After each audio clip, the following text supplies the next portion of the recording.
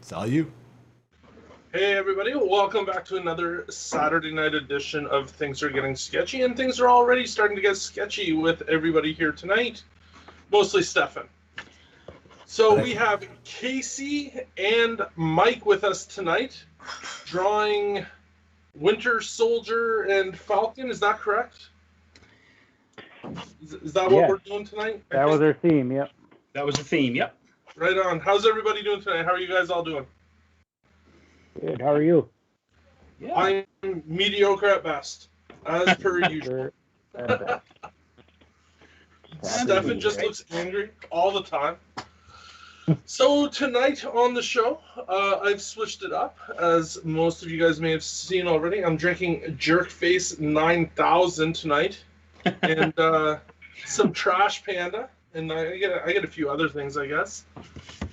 But we have some auctions going to be happening tonight, and they're not our typical auctions that we usually do. We are bringing out some Bronze Age stuff, some Silver Age stuff, Nice. and we'll auction most of it off. Some of it may have just a straight sale. We have sets of books, and we have lots and lots of deals on the webpage tonight as well. So, that being said, tonight's passcode for the website is actually Jerkface 9000. All capitals. Yeah, Justin's found a new love here with this Jerkface beer. It is delicious. This Jerkface 9000 is delicious. So Shout out the brewer, man. You know, get some Canadians buying their beer. Parallel 49, and it's a Northwest wheat. So it's actually, like I said, it's delicious. When I was in Manitoba, I actually Nobody had asked some you. of theirs. No, nobody asked you. just. Wow. Well, you know, Starting early. at least not you're even drinking 5 what minutes. you should be drinking. No, I'm just joking, Stefan. Sorry about that, buddy. No. Too late now, son. Don't be taking back. Don't be throwing the barbs and then trying to back out of it. No. I love it. Jerkface, isn't that a lot of people Did in you there? say No, that- Neil, that's mostly just the people here on this show. Yeah, who's it named after? Probably Stefan. They probably met him at a show and just went from there. No, I mean, you're gonna do something right. Do it right, you know. Oh, God. Have you guys all seen? Are you guys all up to date on Falcon the Winter Soldier? Hell No. yeah. Nice. Yep. Right on. Justin? But if you guys want to go ahead and spoil it for me, go ahead and spoil it. I don't watch a lot of TV. I'm not worried about spoiling it for you. I'm more worried about spoiling it for anybody who isn't. in the chat Yeah. room. We can probably, avoid spoilers. I mean, to be honest with you, I found things did go in quite a different direction than the comics. Not that there's a specific storyline here to follow, but some of the things that I thought were going to be a certain way were not, and that was a nice surprise. So, yeah, I don't want to spoil it for anybody. Oh, God. Although, there's the scene that that I was most happy about. Like, well, there's Yeah, of course. two of them, but yeah. Oh man, but yeah, when both things happened, like I said, I was like, yeah. Well, I'm just glad that character obviously he wasn't going to leave the story, but given the last episode, like it was cool that they kind of brought him back for another thing, and that was cool. And then Oh, yeah. Well, Nice I mean surprises. that's Disney's MO is. oh yeah, Yeah, I mean, let's do a commercial for the next thing at the end of the current thing you're watching. Now, I was going to ask you because I know you're a fan of John Walker in the comics, Stefan. Did you? What are your thoughts on the casting of him? Dude, it's Kurt Russell's kid. Why would I not be okay with it? Is that's Kurt Russell's kid? I had no idea. Yeah, that's Wyatt Russell. Like when he's up in front of the Senate, Yeah. and and he's all angry wearing the beret. I mean, he was totally channeling his dad. Like he could have been right in Stargate. Wow, See man. that now, eh? I didn't know that either. So would that Yep. be Meg Ryan's son then? Not Honestly, I sorry, don't know who his mom is. Oh, Goldie Hawn. Because, right? Goldie Hawn. or is it Goldie Hawn? No, sorry, who was it? No, they no. But yeah, Wyatt Russell is. Let me look that up real quick. They had an island somewhere up near the French River or something. Those two. What was that? I'm sorry. What? I was just saying. I think that couple, Kurt Russell and Goldie Hawn, I think had their own like little island up near the French River or something for a while. Really? I don't know if they still do. Yeah. Yeah. Huh. Like a little private spot. Neil said Wyatt was asked if he would play Snake Plissken. Yeah, Snake Plissken. He's like, hell no. Good on him. Yeah. He's got to make his own thing. Yeah, absolutely. I mean, that's got to be hard for any actor to, step outside of the shadow that is cast, by their lineage ahead of them. Like, it's true for wrestlers too. It's the same kind of thing. It's so rare that you see a guy, a wrestler take on the last name of a fictional last name of the character their parent played, just so they can carve out their own road. Some are talked into it and some are talked out of it, So yeah. Oh yeah, no, Goldie Hawn is his mom. For some reason I didn't think she was, but he's got everything going for him then. Damn. But yeah, I was so stoked to see. And honestly, it was perfect casting throughout the entire show. I mean, granted, there's a lot of people that were, recycled from the movies and stuff, but Julie Louis-Dreyfus as Val. Oh, so good. So perfect, yeah. You need the smart-ass, badass. Yeah, I was like, yep, she's great. I weirdly couldn't remember if Val was a character from the comics in any capacity, though. I looked it up, I think, very briefly. Okay. In that kind of storyline, like that power broker thing, yeah. That's cool. Yeah, I was kind of hoping that they would have had in the background somewhere if they had gotten more into the kind of foot soldiers that the power broker creates, beyond the flag smasher stuff that we saw or whatever in the first few episodes. I would have been cool to see them put Dennis Dumphy in there, Demolition Man, Demolition Dumphy, because he's one of the most underutilized characters, and I always thought he was fantastic. Well, there's a reason he is not used often. Yeah, I know. I mean, I don't think they're gonna, if they're gonna do that deep of a cut, I demand Speedball. Oh, absolutely, absolutely. Love to see Speedball. Oh, that'd be so great. Me too. All the Ditko stuff. Got to get all the Ditko stuff on TV. What did you say, Mike? I'm sorry. What? Oh, I'm just saying you got to get all the Steve Ditko stuff. Oh yeah. Presented like. I want to see a Ted Cord and Booster Gold show, like Blue Beetle and Booster Gold. I think that would be such an easy one to kind of do. Sure. I think with the right people, it would be amazing. Yeah, that's one of those that's like they always announce it's in development, but yeah, we'll see. I mean, because I would love to see that too. All right, so. Sorry Casey, about that. are you doing Bucky? Yeah. Okay. Just trying to. I've never actually drawn the Winter Soldier, so I thought it might be, He's fun. I like drawing. Opportunity. Yeah. Justin, you're being asked if you're cold. I am cold. Okay, I'm in my basement, and it's cold out today. It's like 5. Yeah, the weather's been all over the place up here, man. It's nuts. Yeah, it was like, what was it? The other weekend, it was like 28 degrees on Sunday, and then I woke up to a blizzard. Yep. And we got Kelly Self asking us fish. Who's fish? I don't know. But I think we might have 2 new people. Well, welcome, Kelly, if you're new. I always like waving at the camera. I don't know why. Like, we're gonna get full interaction here. Hey, how you doing?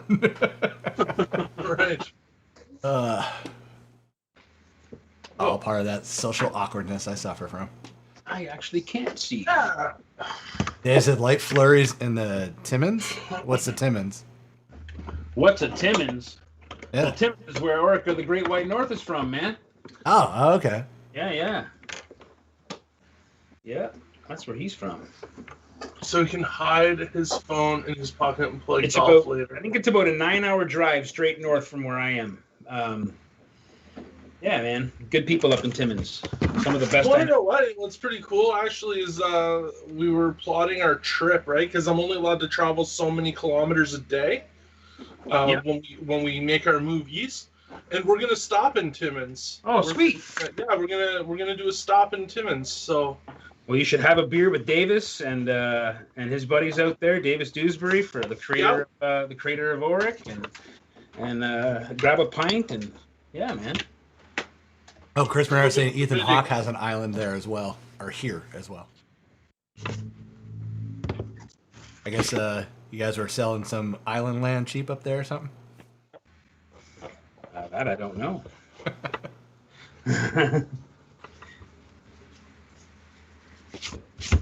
Well, Stefan, Oh, since we're early tonight, we got a bunch of stuff here. Let's get the first auction going. okay, well, first off, I just want to clarify. I guess we were only 5 minutes late, so that is about 10 minutes early. But sure, okay. We were early, that's folks. valid. That's fair. You surprised me. You can put up whatever you want, and I was about to say, since we didn't organize too terribly well, and that's my fault. I didn't even think about which one we want to do first, but No, it's got okay. Wonder Woman up. You got Wonder Woman up? Wonder Woman. All right, so we have Wonder Woman number 107, and this is the origin of Wonder Woman's costume. Okay, so this one here, guys, this is a very low-grade book. Everything is still intact, though. It looks good and presents very well, and we'll start the bidding off on that one at $75. That is super rad, man. Wow. All right. So it is a really cool book, and it's one that you don't see every day. Are we doing What year? Sorry, 10-minute timer? Yeah, that's fine. Yep. What year is that one from? I'm 19 before I was born. 1902. That could be, there's a huge window for before you were born. You're Just a wee want to baby. point out in the whole time of things. Yeah, there's more time of before you were born than there is after you were born. I'm sure, I don't know a lot about the Silver Age stuff and things like that, so... And if only there was some place that you could, I don't know if it rhymed with, oogle or... Oh, man. I'm doing it now. Why man. won't somebody come out with something that would be... something that could 1959. rub the internet? 1959. Damn, that's Goody. awesome. Yeah, John, that's right. Hey, John. Good to see you out there, man. Hey, Neil. I think we're just going to hire John as a fact finder instead of, Let's do it. Let's do Yeah, it. John knows his stuff, man. Oh, Google. That's what we should have done. I didn't think Gorgle? about that. Isn't that the Google. name of Baby Yoda? Gorgle? Or something? Gargle? Gargle. Yeah. Gorgle. Great. No, we're not doing Smurfs here. Smurfs. No Gargamel. Gargamel.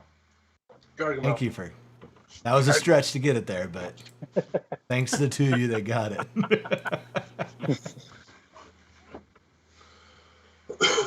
Oh shit, that's before I was born. It's old. All right, guys. So the starting bet on that one is $75.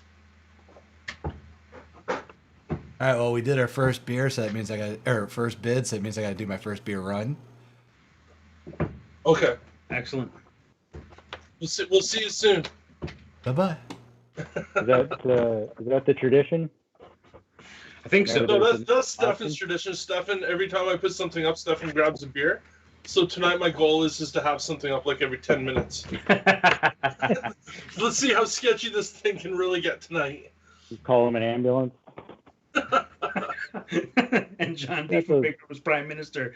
Not that anyone cares. Yes, true enough. Oh. Beef.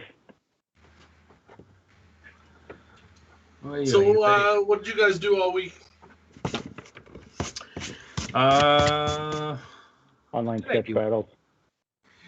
Yeah, Casey just stepped out of a sketch battle today from the mighty 6'6" monster known as Hugh, and they drew some baby Yodas, and they were sweet.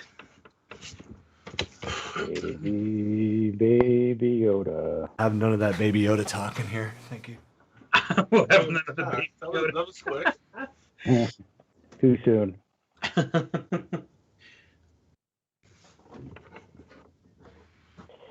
Oi, oi, oi. So, Mike, are you still doing Zemo, or who are you going with? I am, yeah. I'm gonna do like the classic kind of comic book style Zemo. Nice. Yeah, I don't know. I can't just really decide which one. It's kind of like a blend between his more modern Thunderbolts, with all the belts and straps and all that stuff.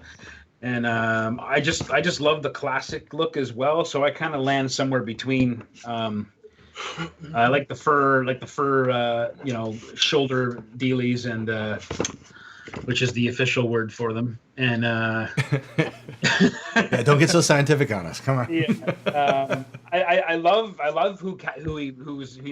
how he was cast in the show. Falcon Winter Soldier as well. I thought he was a great cast. That guy was brilliant.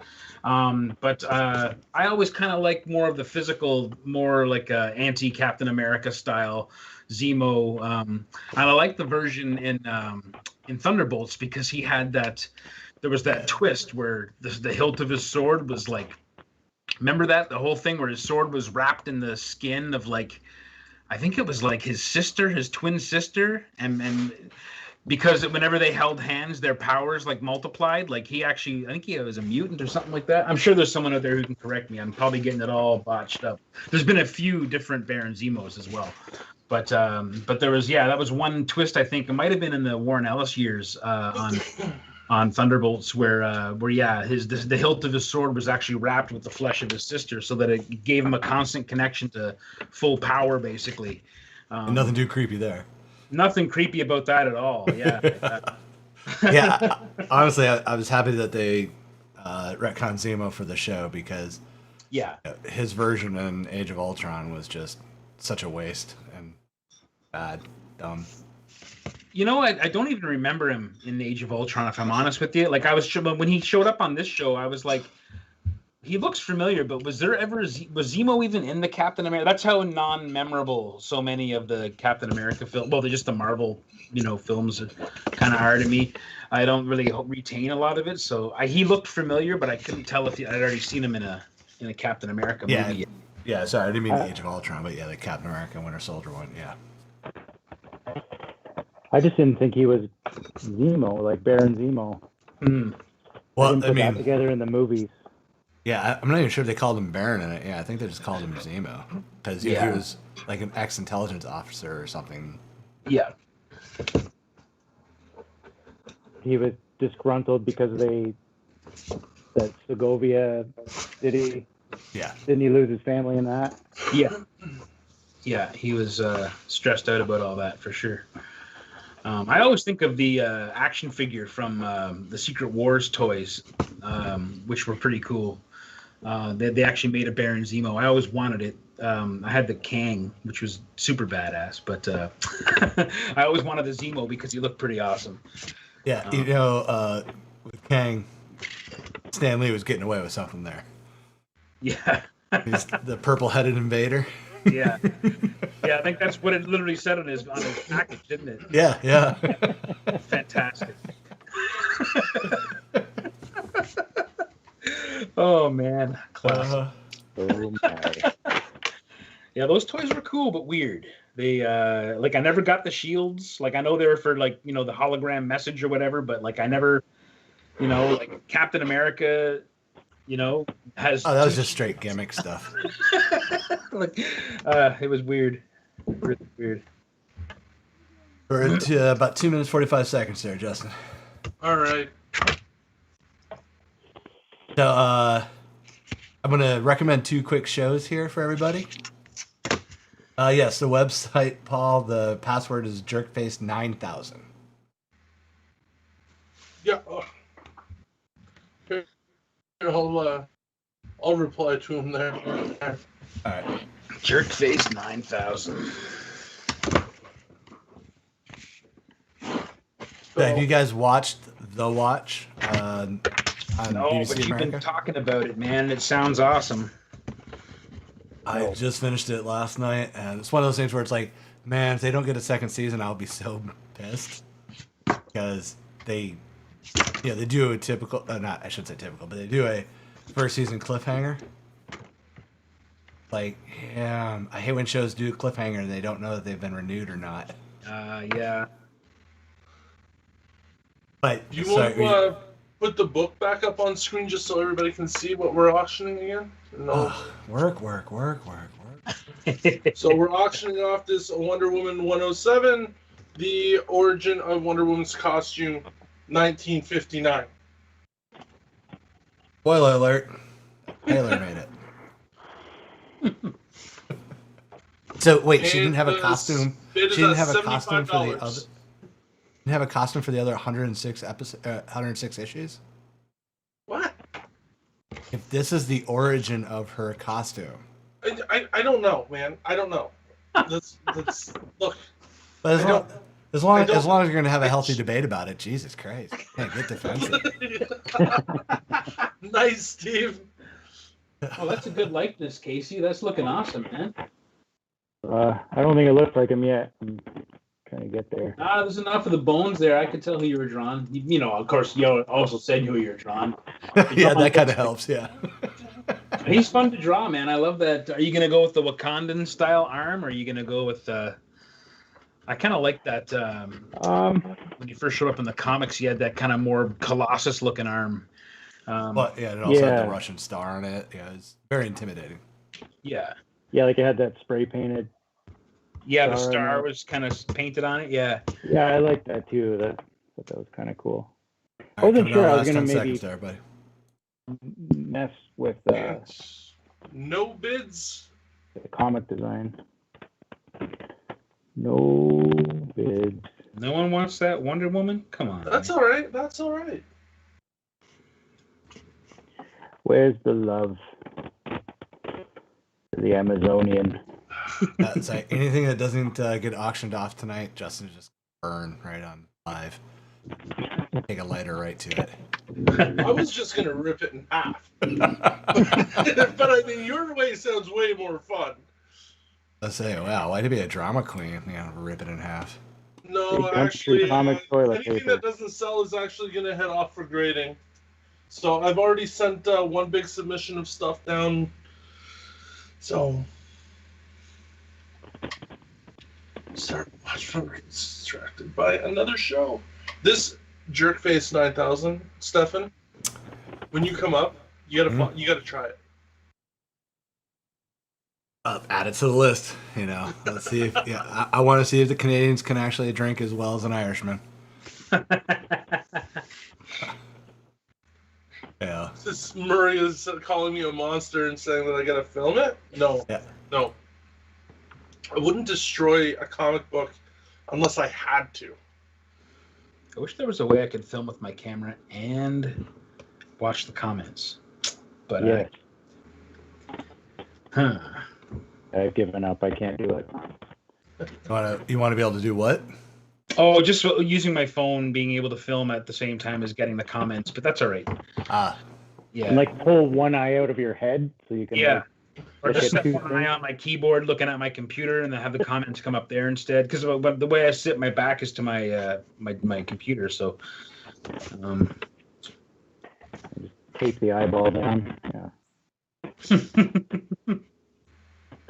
All right. What do we got next, Stefan? I don't know. What do you want to do? Let's go with Venom. Oh, you're gonna make me do the tricky one. All right.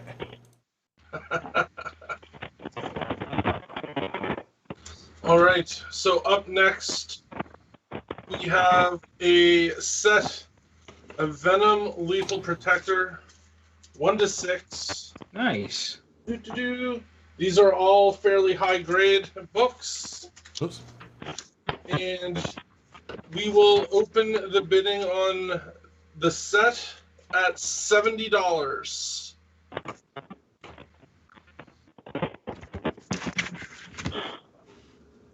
Yeah. I'm popping in like Vader. No big deal or nothing. Whoa, how did you do that? How to do what? How'd you get that there like that? Like they're like what? When slow down, you're using technical terms and going 100 miles per hour. What? It's like, oh, there, it's smaller now. Okay, that's cool. Yeah. I was very confused, okay? Uh, Not like it takes much. So, this set is opening bid $70 for the set. What? Is it? It is. Never mind. Stop this one. Stop this one, please. I got the wrong book. womp, womp, Yep, I have the Funeral Pyre in there instead of the Lethal Protector. I'll dig it out. The Lethal Protector number 3 on the next one. My fault. You think Thank things you. are liking, Chris? Thank Yeah, you, I was gonna Lindsay. blame you this whole time. Yes. The Wonder Woman is done, Chris. The Yep. Wonder Woman is done, Chris. Thank you, Lindsay, for that good catch. I will get that Lethal Protector number 3 in there in a little bit, and we will do it at that point. No, I have the number 3, so we'll start a different one, Stefan. Infinity Gauntlet. Oh, the original image I had up. Okay, because I screwed up. Oh, is that what that was? Yeah. All right, I'm gonna do this instead. There you go. Have at it, brother. Anytime you're ready. All right, we will do. Go at it. Hold on, I'm gonna double check to make sure that these are all the right ones now. We're good. We're good. All right. We will do the Infinity Gauntlet set, 1 to 6, Jerkface is potent stuff. and we'll start the bidding on this one here at $70 as well. Whoa. For the set. Why won't they come up on my screen, man? Oh, there they are. Okay, cool. I did tell you hours ago I have one job and I'm failing at it tonight. You what? No, Alicia, Oh. in the comments. Oh, I yeah. have one job. My job is to sell things, and I'm failing at it. Have one job, sir. All right. Now we're in business. And Chris opens the bid at 70. Nice. Thank you. It's that damn jerkface beer. It's the jerk face beer. Oh, Mike, you're going right into the paints on this one, eh? Yeah, I actually thought I'm gonna try something different this time. I rather than go right into my inks right away like I usually do, I'm gonna just kind of paint this one and use as little line as possible. Unless I just say screw it and just go, regular comic book style. But I find sometimes with these more like kind of, I don't know, more Bronze Age or classic Marvel designs, it's hard to draw them in a style other than kind of comic booky style. Oh, no, I get it. You're feeling the heat from Casey being here. Well, a little bit of that too. Yeah, a little bit of that too. Probably. Why? But yeah, it's one of those things. It's I feel like Zemo is a character that can be if I go heavy outline and comic book style, it's just, I don't know. It doesn't always feel right. And I feel like Zemo is a character that you could, Frank Frazetta could have painted Zemo in his costume, and you've seen those Joe Jusko, Joe Jusko style kind of paintings of Zemo that work so well, and the painted covers that they did a lot of them. So yeah, I'm gonna try something a little different today. Look forward to seeing that. I did a drawing of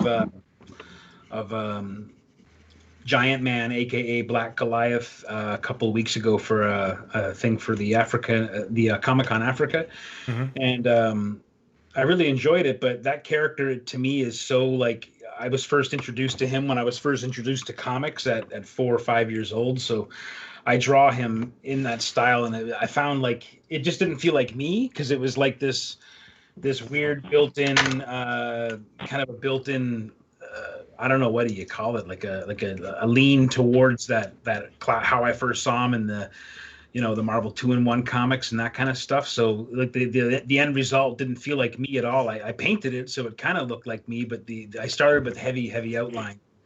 I just wasn't really happy with it. Gotcha. All right.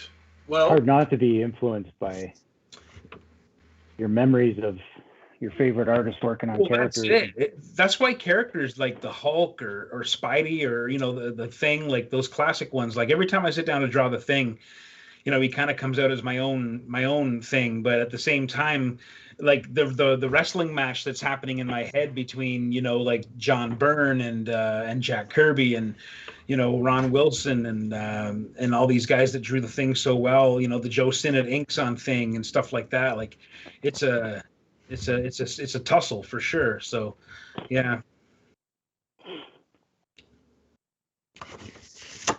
I get it. It's like drawing the Hulk is one of those ones. It's like, well, you could go the Sal Buscema direction, or you could go lean more on the, I always love the Jeff. I don't know that I can draw the Gray Hulk without wanting to lean towards Jeff Purves or someone like that, Yeah. Even McFarlane, right? Yeah, even McFarlane's Gray Hulk was so classic. But not to think of his, like, I think of it like I almost with the Hulk, like, because that's the character I go to, but I kind of think of what would an ideal John Buscema Hulk look like? Like the artist you would have wanted to do that. Like what would it have? Yeah, exactly.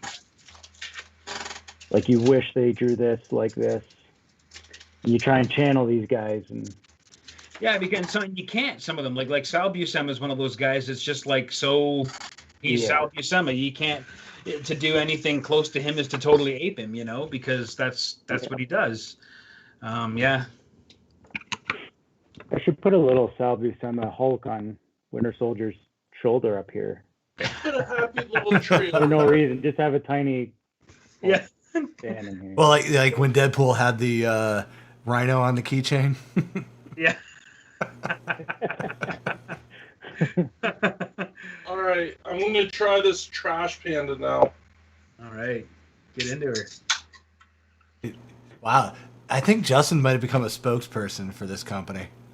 He is doing a lot of commercials outside the business here. I'll drink it, but it's not as good as Jerkface 9000. Yeah, that was quite the face you made. Yeah, that one hit pretty hard. I could see it. I think it's Wonder Woman. So, what type of beer is Trash Bandit? That's not good. It's an IPA. Oh, so it's going to be a good beer. You just don't like good beer. Come at me with my IPAs. I see. Trash. Oh, God. Yeah. Has anybody watched Mortal Kombat yet? Nope.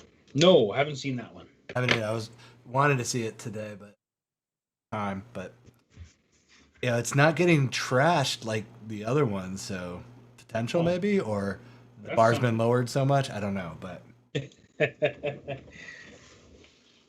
Oh, John saw it. John, scale 1 to 5. Well, we'll go 1 to 10 and give you some room for flexibility.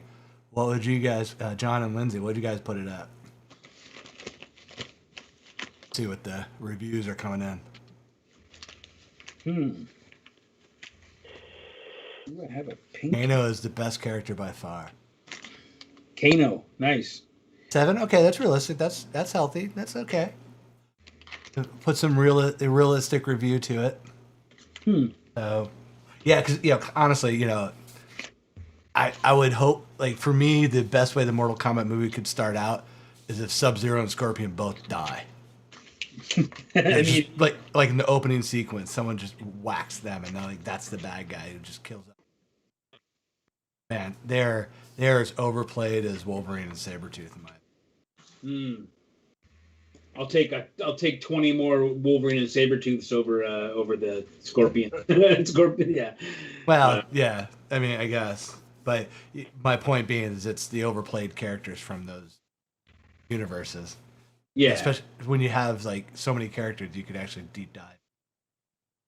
Yeah, there's some really cool characters in that game. Erica loves that game. That's the one game I can get. She can Mortal Kombat. Oh yeah. Yeah, she rocks at it too. She's really.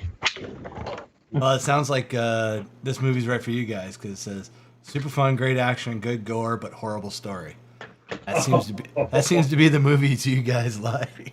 You savage. All right, we got a fight question here. Green Hulk, Red Hulk, Joe Fixit, Midas Cho, MCU Smart Hulk. Who wins that battle royale? Green Hulk, Red Hulk, Joe Fixit, Amadeus Cho, Smart Hulk. I'm going with. I gotta go with Green Hulk, man. Classic Green Hulk. Yeah. Yep. Joe Fixit would be my second pick. I hate the Red Hulk, so I wouldn't even count him in that list. I'd have him over the top rope like Barry Horowitz in 4 seconds when the match starts. Yeah, he would come running in, charging, and someone would just flip him right out. Yeah. He would come in and get a back body drop right out of the ring. And then, Amadeus Cho did not care for that run at all. Just didn't. I don't know. Wasn't my cup of tea. And MCU Smart Hulk could take your leave. So, Green Hulk for sure. Yeah, see, now, if it was actually Peter David's Smart Hulk from the Pantheon, I would put that one over the rest. I enjoyed that. Yeah. Sorry, guys. I just want to let you guys know we're down to the last few seconds on the Infinity Gauntlet. And the high bid is Deep River at $80. Right on. Hey, Jay, what's going on? Everybody a tease on the next auction by mistake. What did you put up? Oh, if you keep your eyes on the screen, you'll see it in a second. Unless it's already flashed up and gone away. Yeah, I don't know.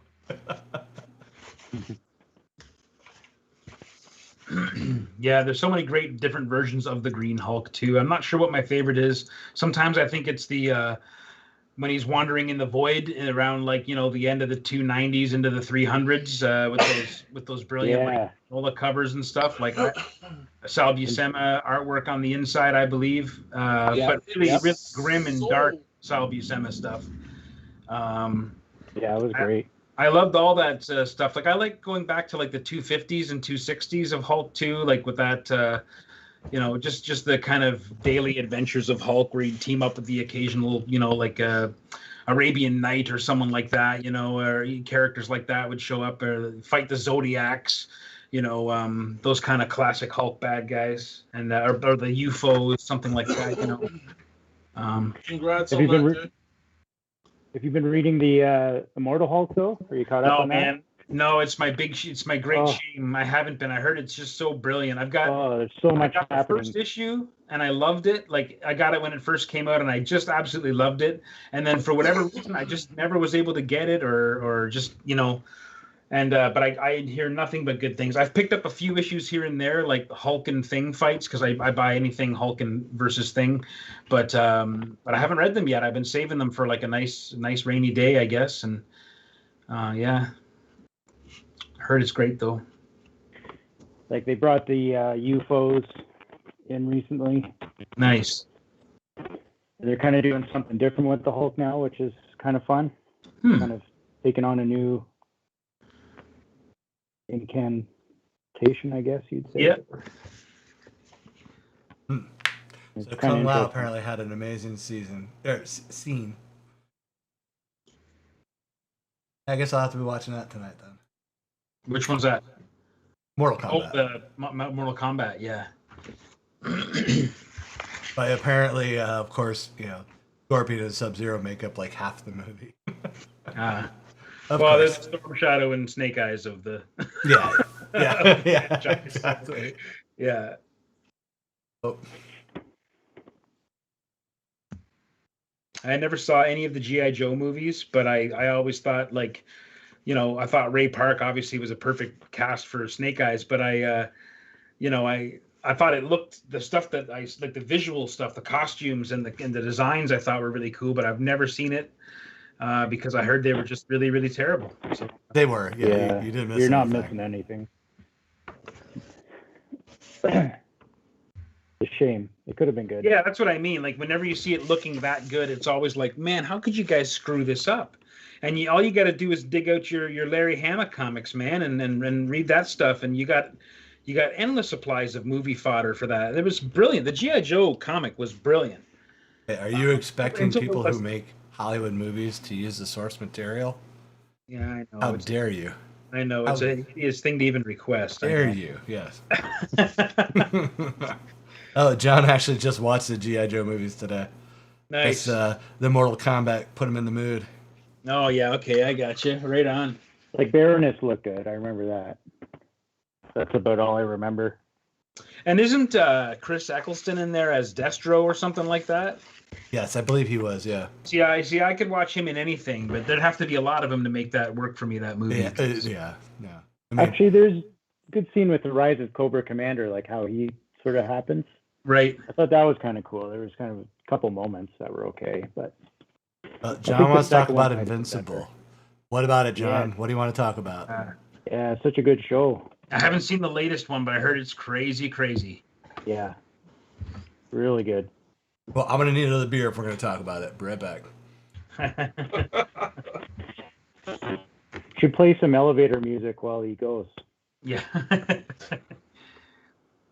The Jeopardy music.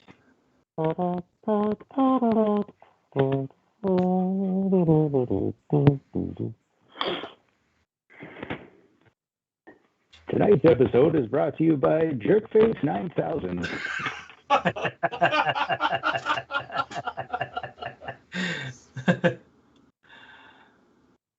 Who are you calling Jerkface? I'm not gonna lie. I'm gonna buy like all of these that I can next time I'm at the liquor store. I'm just gonna buy stock in the company. Do you know what? I should call them. Hey, yeah, you know what? They've sent Hey, Mike, just shout think out about every it. week. If we can get these guys to get on board with us, we won't have to pay for any Jerkface 9000s at any convention we ever attend. That would be cool. Even if they just sent you a case of beer for while you're hosting the show, that would be pretty awesome. Sure, they can scrounge up a case of beer for you and say, "Hey, thanks for giving us a shout out." I don't know. I'm an episode behind. Okay, hold on. Go behind you. What's Linda talking about? Yeah, Invincible, maybe. I wasn't really paying attention to what was going on like the whole time because people keep texting me while I'm on this show asking me for deals on things. Oh yes. Well, it's deals on things that aren't on the site, but they know I have, and so which I don't mind. I really don't mind. But Invincible, I haven't seen that one yet. I want to. I just need time to sit down. It's great. I enjoyed it. Good? Yeah, I mean, I love the comic too, but I just love the show, man. It's I think it's fantastic. Very well drawn and. I am paying attention, Alicia. Just like I'm back and forth. You know me, I squirrel a lot.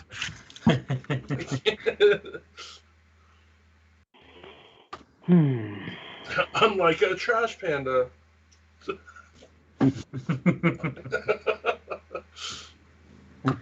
Trash panda. Eat your trash. Whoever first coined that is like they should have got paid because that's become the new word officially for raccoons. I gotta bring this back home, like back when I move back east. Oh I yeah. have to bring this back home, guys. You guys gotta try this trash panda stuff. What are you talking about, Justin? Oh man, if you're going to the East Coast, there's all kinds of great breweries out there. You'd be able to go to the Gahan House and I Get their love beautiful. I love going to the Gahan house and getting their growlers. Oh yeah, you got to Oh, get their blueberry beer as well. It's fantastic. It's Erica's favorite. It's so good.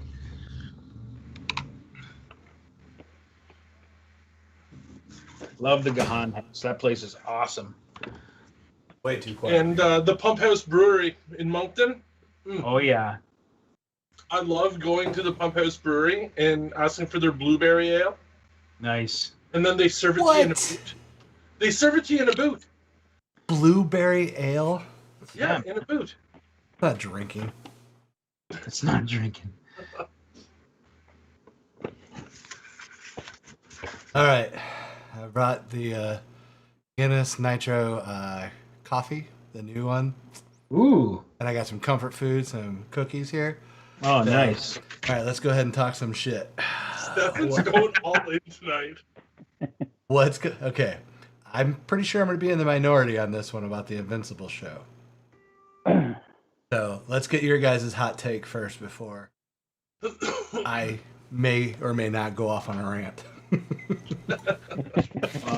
Stefan doesn't like how the show is recorded. The voices are recorded, but I think that's enough to ruin it for him. Yeah, it's a big issue for me. Yeah, I mean, It's not live animation. Yeah. The strain on the wrist isn't hard enough for Stefan. He wants the animators to be screaming while they draw it in real time. yeah, exactly. Yeah, I want the show to be animated in front of a live studio audience. No laugh tracks.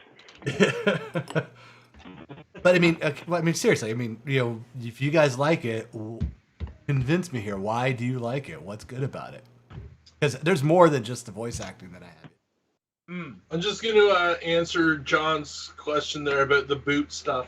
Oh, all right. It's a blueberry ale. I'm not there to chug a damn blueberry ale. So I don't know if it does the air bubble thing like in Beer Fest, man. Could you imagine how sick you would get trying to chug a bunch of blueberry ale? Well, that would require me to be able to contemplate me drinking a blueberry ale. I'm telling you, man, That's when you never come to gonna visit, fucking happen. when you come to visit, No. yes. Why would I drink some? I mean, it's disgusting. If I want a fruit alcohol, I'm drinking wine. It's not. It's just lightly flavored with it. It's the blueberry's not what hits you first. It's the awesomeness of the beer that hits you. It's a very subtle background noise in the beer. Honestly, that's even worse. No, it's the. I'm telling you, you're saying this now. I'll stand by it, dude. If you have to add fruit to your beer is shit. No, it's not. Corona. What's that stupid ass one where they put the orange in it? Oh, is that a Rickards? No. Shock top one or whatever. Chalk top, that's it. Yep. And so anytime you have to Okay, throw, buddy. you gotta bounce. Yeah, I'll be right back. I just gotta go get my little guy to bed. All right, see. All right, now we can really talk shit. I can still hear you. Piss off. All right. So anyway, back to Invincible, since we don't have to talk about blueberry boots anymore. Yeah. What is it that you like about the show? I mean, did you like the book? Is that why you like the show? Is it that? I don't know. For me, it's true. It's fairly true to the book, and I love the book. So that might be a big part of it. It's like it's nice to see something not deviate terribly far from the book. But I don't know. I think I don't know. I was confused by the last episode, which is not the recent one, but the one from last week. The way it ended kind of threw me for a spin, which I didn't really remember from the book. So a lot of it is, I read it a long time ago, and I didn't actually read the entire series. I read the first 8 trades. I think there's 20 trades for that book, or something like that. So yeah. So that's probably a lot of it, is just that I love the material and the story. But Yeah, I would say if you liked the book, I could see why you could like the show, because I mean it is pretty faithful. From what I remember, I didn't read the entire series either, but from what I read and what I've seen so far, and admittedly I am a couple episodes behind. Come out on Fridays or Sundays? I always forget. I think Friday. Fridays. Okay. So yeah. So I'm definitely 2 episodes behind that. Damn, Murray went and reread the entire series. Oh, nice. In preparation for the show, I'm assuming. Just now. Like, yeah, it was little things in it like. Well, actually, Casey, do you like the show or? Yes, no? I do. I've been told to like read those books, and I haven't got around to it. I've read like maybe the first couple, way back. So like I have like no real concept of the books so much, but I don't know. I thought like they're kind of doing a there's kind of a parody of the Justice League going on a little bit, and trying to like do there's kind of that new like almost like the Miller world might do, like heroes if they were real, what it might be like, that kind of idea. There's kind of a lot of craziness going on too. Like it blends a lot of, I don't know if I'd say tropes, but I still find it, I just find it, I think just the quality of the writing and the animation and like the storyline, I think it's decent, but fair enough. Yeah, I mean, like, okay, so for me, like obviously we've talked about it before. The voice acting is just the second biggest thing I've had a problem with the show is, I would say, is like where the dialogue's fine. I see Kirkman stuff a lot like Joss Whedon stuff, minus the shitty personality. Is being more like he does dialogue well, but his stories just aren't anything special. And like the whole alien attack thing just threw me off the couple of episodes. I was just like, Jesus Christ, stupid alien. Yeah. Sorry. But and that was also from the book. But I think Murray was one telling me like it pays out later, so I'm hoping. Yeah.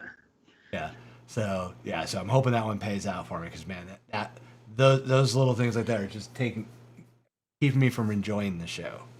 But mainly the voice acting.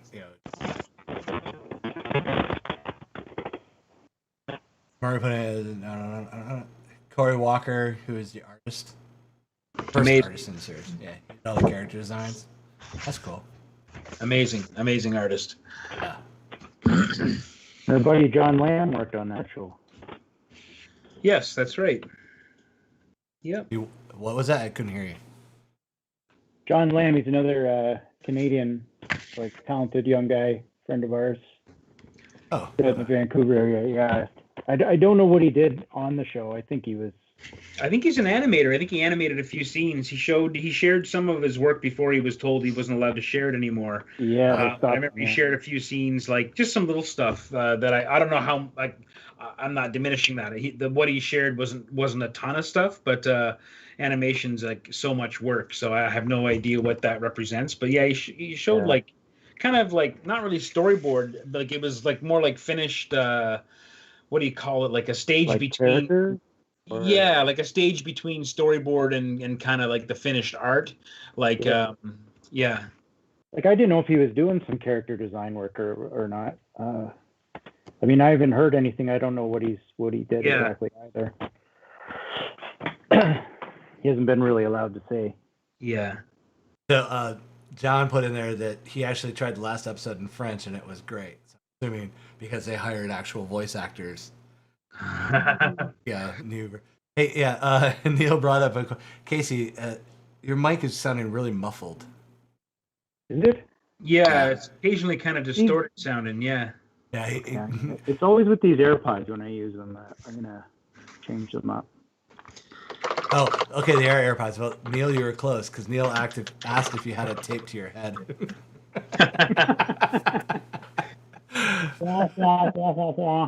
Yeah. Oh man, you really are getting that San Sebastian look going there. Yeah. Best dance.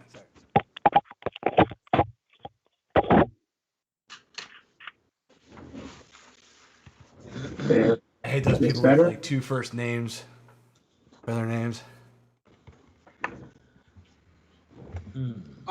what's been going on, but I come back and all I see is a comment from Robin saying that he's a pineapple.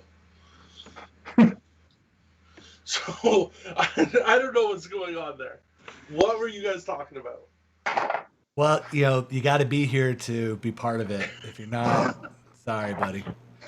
Those inside pineapple jokes are going to be lost on you forever. Pineapple Club. Right.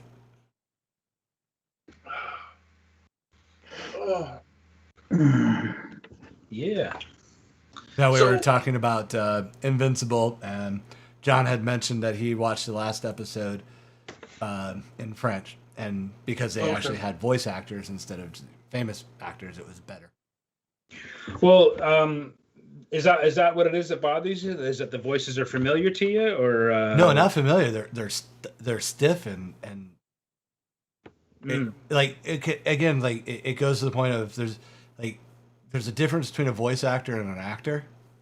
Mm-hmm. So you can have an actor who's really great on set and because they're interacting with people, but you have them read lines up against basically sound booth, and they sound like they're reading lines against the sound booth. Mm. No warmth or character to what they're saying. They're just kind of saying it, and it's like, oh wait, I'm supposed to be excited on this one, so this is my excited voice. And instead it's not excited for the situation at hand. It's why Bob's Burgers up until this season was such a good show, because they all ran together, kind of thing. Yeah, it's actually one of the few animations that are recorded with everybody. I gotcha. Okay.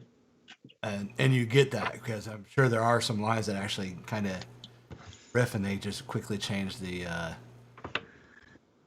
base for it. But I mean, it's a much better animation style for voice acting. But so you hire people. I mean, because the entire cast was, people he's worked with on Walking Dead or names elsewhere, and not every one of those are good voice actors.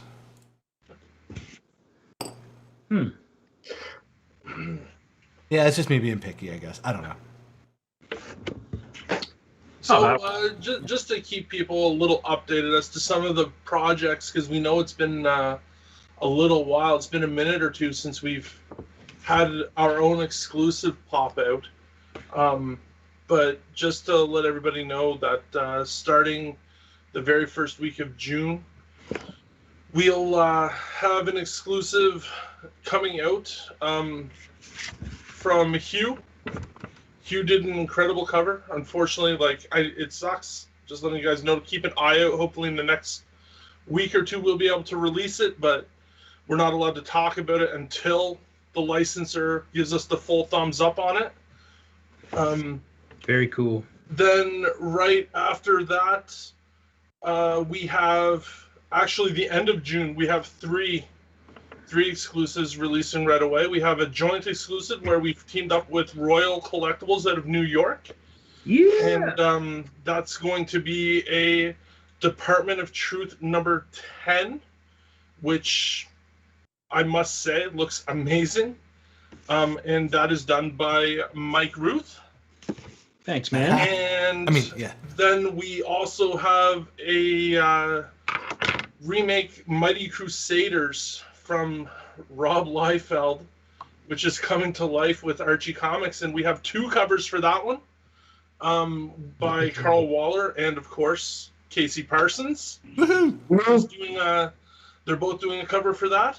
And then in July, the guys are still working on it, but both of the concepts have been approved, are moving forward. And we have a double cover exclusive for Department of Truth number 11, done by Casey Parsons and Mike Rooth. So keep an eye out for those as those come out. And I'm telling you, these are something to watch for. These are incredible covers. Yeah. Thanks, man.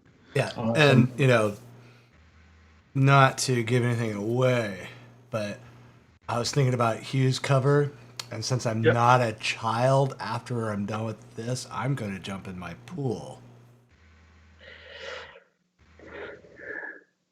What? That'll just be the hint. Just- I'm not a child, and I'm going to go in my pool later. You doing a pool? I just love the fact that Justin's trying to put this together now.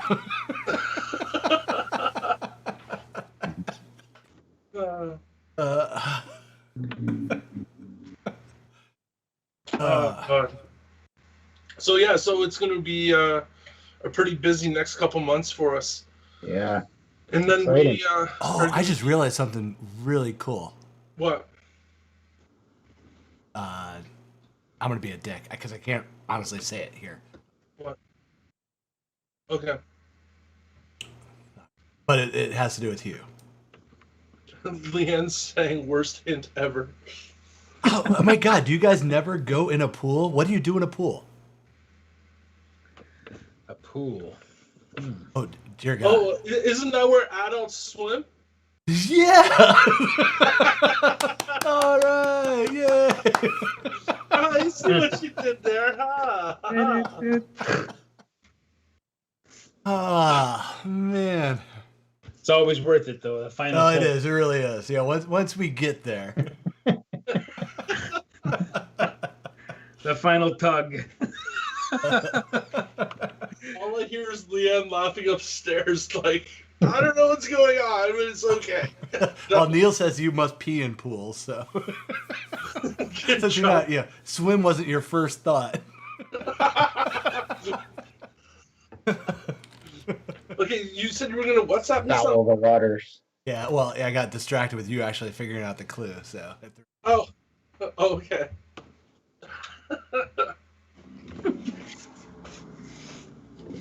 Oh, God, I must say, I don't think I'll ever buy Trash Panda again. You know, I mean, they warned you right there on the label. I mean, Literally. I don't think they're the ones to blame at this point. 40%. Murray thought that Like this. Stefan was talking about filming more for his OnlyFans in his pool. Oh no! All of my OnlyFans videos are hot dry stuff.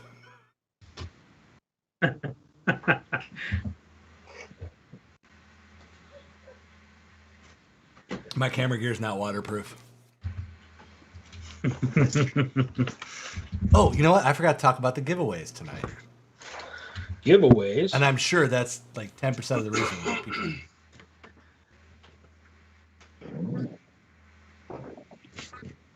And this is the part of the night where Stefan does his own little plug. Yes, giving away stuff is a plug. Actually, Wait for it. Wait for it. For it, yes. So, we're gonna randomly draw out in the last half hour. I've got someone who sent me a few copies of the Batman's Lego book that I wrote. There it is. Oh, there it is. You got it. Amazing. I guess I should. I'm used to not putting myself full screen. So anyway, so we will be giving away 8 of these tonight, just randomly to everybody who's here. Mainly because we couldn't come up with a good enough challenge to get people other than be here. So our way of thanking you for being here. That's very cool. Yeah, When did you write those? a while ago. It's actually my 1963. yeah. Before Justin was born. In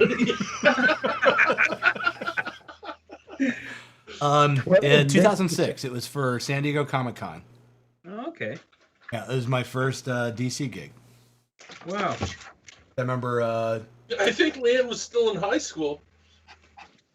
I don't care. I wasn't dating her, so it doesn't matter. Yeah, I ain't Cradle Robin. That was the editor. I was like, contacted me and said, interested in writing Batman. I'm like, oh, well, it's Lego Batman. Oh, and I was like, you're not underselling this enough. Yeah.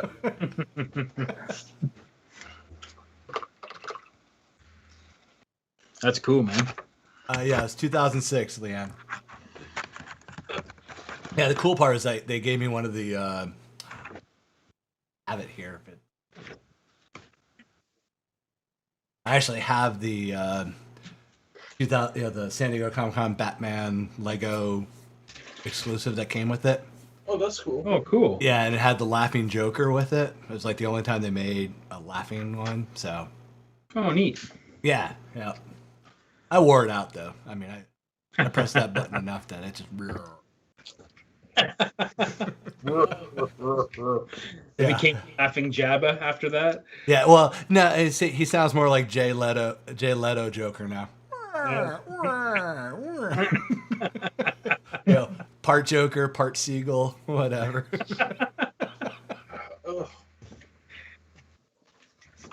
Uh-oh, Carl's in the chat rooms talking shit now, I think. Uh-oh. What's Carl got to say today, huh? Hi, Carl. You seem like a nice lady. He's calling BS that I don't have underwater gear for my camera equipment. And he would be right. All right, so here's another one from Parallel 49. Filthy Dirty IPA. All right, well. Like a weird little... Well, you already had an IPA that you whined about, so let's see how this one goes down. This one's it says India Pale Ale, so... Well, that's the better of the IPA. I understand. All IPAs are Indian Pale Ales, but... I understand. All right, they're saying that's what the I in the IPA it just stands says India Pale Ale, so I'm wondering why the labeling is... Because this one here says Hazy IPA. Yeah, it's still an IPA, so the I again. The I is the all together there. Yeah, you got to look at the camera when you take the drink, because see, Justin's all about the advertisement. Yeah, he drinks his drink the way they do in the commercials. Yeah, they go to the side just enough so you can see the. That is good. That is good. That one's good. That one's better than Trash Panda.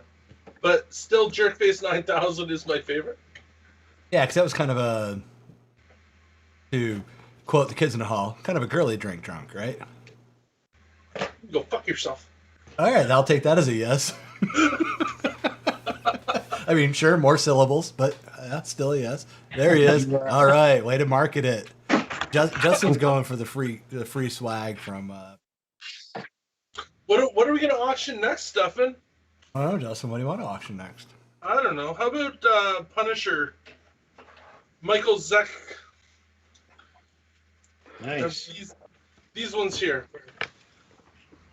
I thought you were going to auction your beer. So we have. Damn it! I am like all over the map here. I had those we'll comics. auction these bad boys off. I had those Punishers when they came out, and I remember, and this is probably going to make a lot of people in the audience cringe, I remember actually folding them up. No, Steph. Sorry, Origin, not Origin stuff. That's why I just said I'm all over the map here. Let me get, because you were jumping too quick and I hit the wrong button. So I'm sorry, Mike. No, that's okay. No, I remember having to fold them up to, like, I don't know why, I guess smuggle them out of my house for some reason, because I was going to go trade them for other comics at school, because that's what we did back then. We didn't really care about bags and boards and whatnots. We just, shared comics and enjoyed comics. But yeah, I wish I still had them, because they were awesome. But I distinctly remember trading them for like a Swamp Thing comic. So that was pretty cool. Or a couple of Swamp Thing comics or something. Yeah. Anyway, fold it up. So the so someone gave you bid on Swamp Thing those are going to be $80, guys. So starting bid on the Punishers is $80. Nice. got to do that part, huh? Yeah, it's all right. Sick. What a monster. Right. Again, I say it every week. People come here for the professionalism and they don't get disappointed. We are all out of that shit.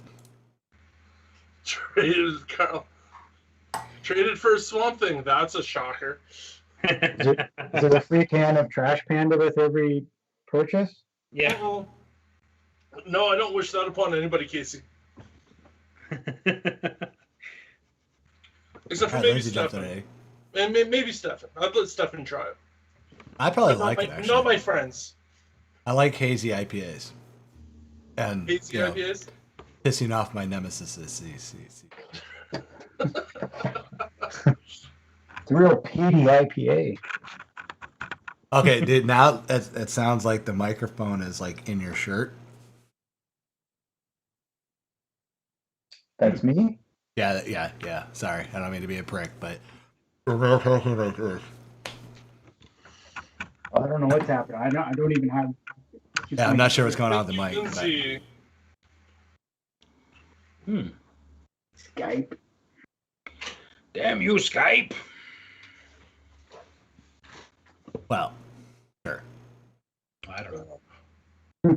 Those are both coming along really nice, boys. No, thank you. Stefan, when are we going to do our hand turkey night? I don't know. We should do a hand turkey night some night. We should do it on like the Thanksgiving? same thing we're doing coasters or something like that. Do a coaster night, and you guys do hand turkeys. Yeah, well, But we can do gotta, that. like, Well, carve that's these that. hand turkeys. You got to color them to you got to dress them up and detail them to look like superhero characters or something like Of course. Yeah, Casey, Robin wants you to blink twice. You're being gagged and kidnapped. Because next week we are actually going to have Sean Hill with us, which will be a lot of fun. But actually, we're going to have a couple of extra. I'll make more of an announcement later. But next week is going to be, even though it's a day after Arbor Day, it will be in celebration of Arbor Day. So we're doing nothing but plant-based characters. that. Oh, very cool. So, Groot. Ivy, Nice. Swamp Thing, Solomon Grundy, Man Thing, take a pick. So what you're saying is you're having your first ever Swamp Thing show that I'm not on. That's cool. Dude, you're on this one. Way to Am spoil I it. on this one? Yeah. It's you, Carl, and Sean. What? I'll just go Yep. fuck myself. Say what? I'll just go fuck myself. Yeah, pretty much. And then and then the week after that is the next coaster to coaster takeover. Ah, right on. Coaster to coaster. Forced my hand to say it early. Oh, sorry. No, I was okay. sure. I'm sure you guys were sick of me by now. That's all. Oh, it was a good segue. I mean, that has nothing to do with the other. It was a good segue. No, we're not sick of you. We just can't get rid of Carl. Limitless Carl. What are you making over there? I'm trying to take the table for printmaking. Oh, Is that Erica back there? Or is that yeah. Hello. Hello. She's doing some printmaking. She's doing what? Ooh. Printmaking. Oh, cool. Yeah.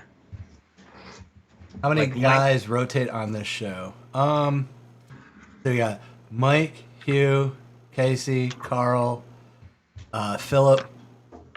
Sean's going to be first time show. Chris is coming back in 3 weeks. Campana? Yep. Mm-hmm. Oh, nice. Right on. So right now we got 7 on the rig.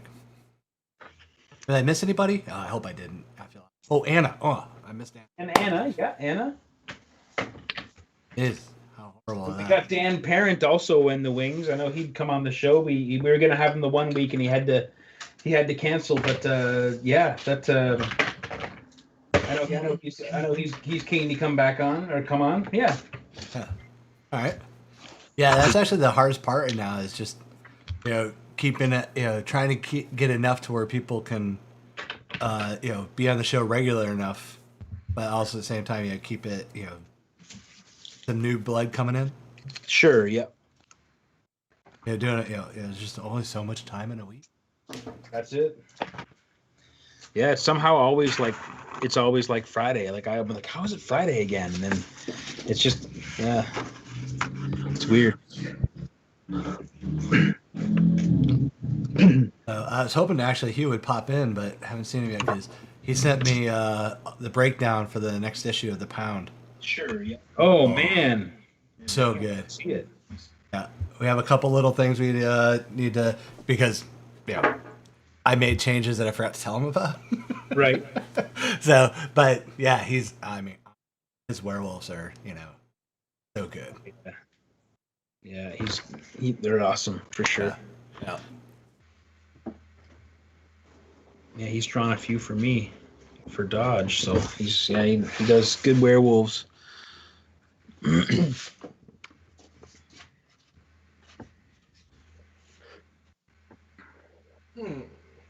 So, if anybody's wondering, if they're watching, on the website, there was something that I had put together, but I forgot to press enter on. But I put up mystery bundles in for tonight's show, and those mystery bundles are guaranteed no matter what, between $150 to $250 in retail value, Nice. depending on which one you buy. And they're not just our exclusives; they're literally a mixture of basically anything I have in stock. So, Awesome. if anybody's interested,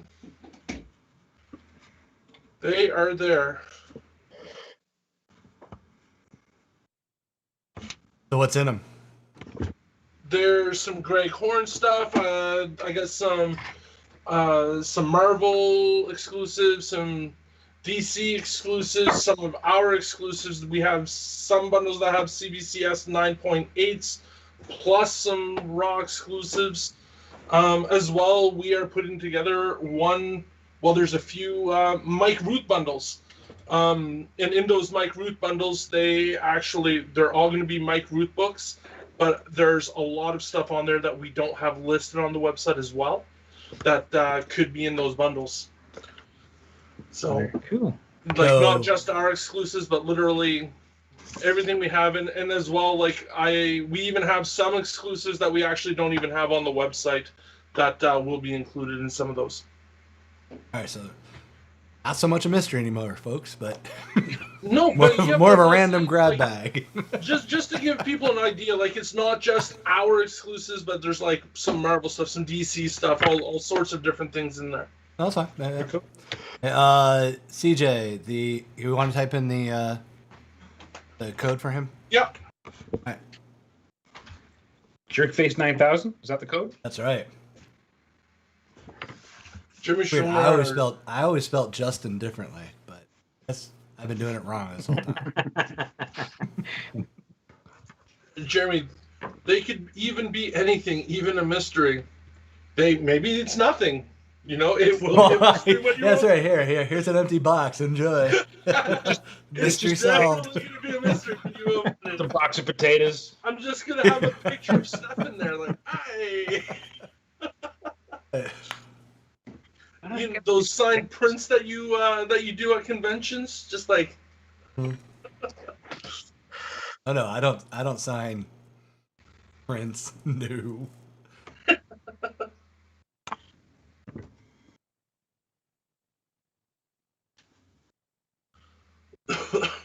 This is potatoes, yes.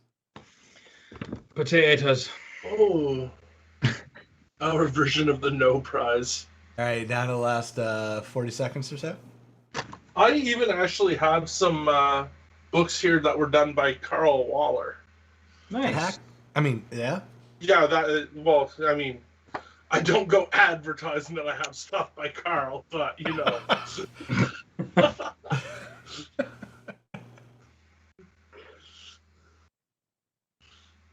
And what? This says better luck next time. Please try again.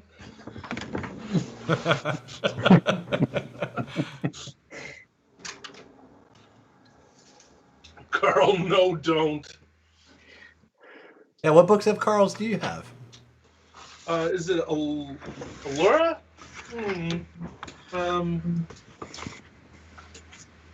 I have. Where did those go? Maybe I threw them in the garbage. I don't know.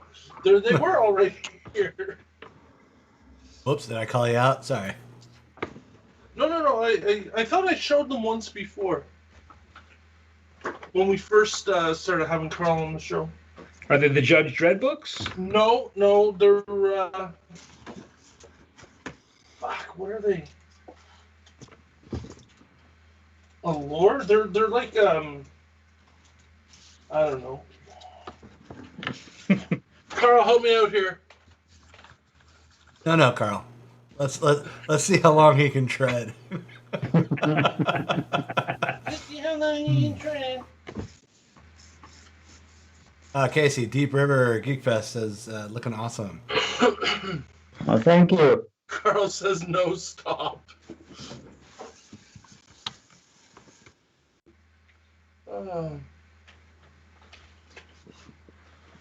Oh, shoot, I completely forgot about the auction. All right. Not just me doing the shit show tonight. All right. I'm just going to go back and see. And I think Lindsay won the Punisher set at $80. What? Oh yeah, that's good. Good series. Yeah, I fantastic. wish this wasn't white right there, but you know. Yeah, that looks great. Yeah, cool. Yeah. Right. Thank you.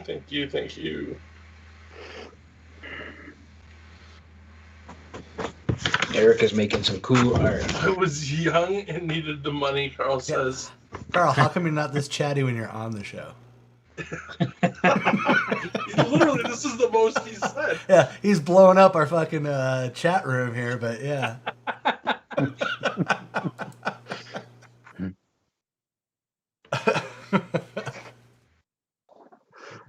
I'm scared to talk now.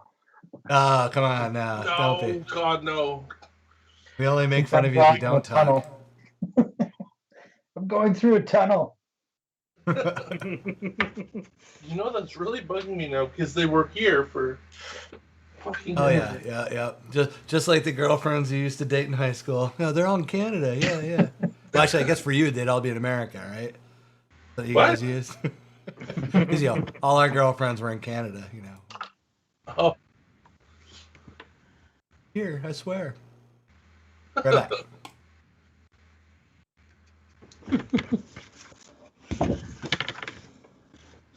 behind the exclusive books I might have. Zemo. Now I need to find them. Mike, would you be upset if I put Zemo's head in the background? Yes. Okay. I'm terribly I won't. upset. No.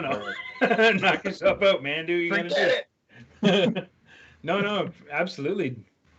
I thought of I don't know, ghosting him up. I don't know why. Maybe I Yeah, should. man, put him in there. Would it make any sense?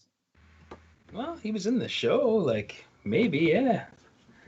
I don't know. I thought it was cool that they. The only thing I didn't really get is like the limited use of the mask, and there's that one episode where you see him wearing the mask, and he puts it on for about 45 seconds, and then I know, I takes was it so off. happy to see it. It's like was he puts nice. it on for no reason, and then takes it off for no reason, and end scene. It's like, okay, cool. Yeah, are you happy, everyone? Yeah, I wore the mask, man, boys. You get it? Did you notice? Yeah. No, I was so happy to see him, to see the mask. Yeah, for sure. Yeah, it didn't look too bad. Like that it wasn't just like a bicycle face thing or something, Yeah. the actual Zemo mask. Yeah. Well, Alright, I'm back. Stefan, So what? since you're back, let's start our next auction. And we'll make this one our sketchy auction of the night. We'll go with the Archie. Oh, okay. I was like, Yep. you're saying that as though I should know what you're talking about. So we are going to Hold auction on, off hold on. next. What? Do.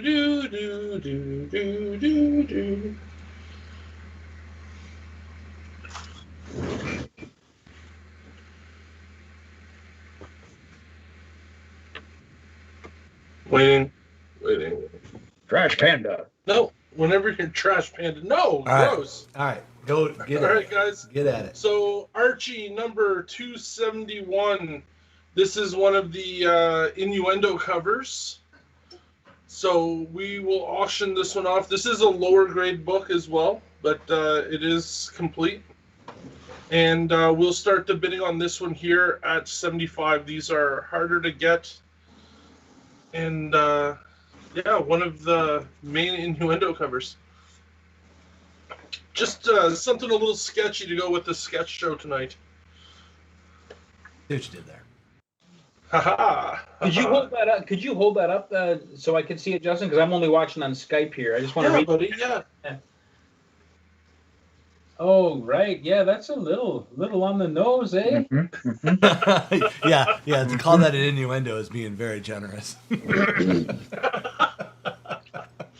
So yeah. So what did I say? $75 starting bid. We'll start it there. That's a little on the nose, indeed. Oh. When did they make those? I guess that's fairly old. I think this one was 78, maybe. Oh wow! I could be Before wrong. Justin was born. It actually was before I was born. So I know, that's why I said it. Back in the olden times, we had a thing called innuendos. Back in those days, they didn't hit you over the head with a frying pan to tell a joke. They let you figure it out yourself. 35 cents. Okay. 35 cents. Okay. Do. Now I gotta go to the Googles for this one. Oh, the original cover price? It says Yeah, it says published 35 June cents is the 80s. 1978. I don't know. Sure. Hey, Casey, can you push your art up a little bit, buddy? Yeah, I was just drawing on. Okay, sorry. I just looked up and saw you're like sliding off the board.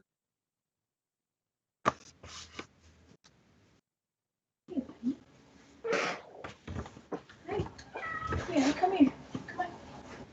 Come on, baby. Which cat are we hearing? That's Bear. Ah. Bear has a tiny little trill that he makes that is like a power drill in my brain, and he knows exactly the sound to make, and it's like red kryptonite. The results differ, and sometimes yeah, it is literally. Oh my God. It's my undoing, that sound sometimes. I I don't know how else to describe it. It's like a perfect like Spjorg note that just destroys me, you know? It's yeah, I don't know. I think one of these episodes when Justin's traveling and we gotta come with some filler, we're just gonna have to put our cameras on our cat. Oh yeah.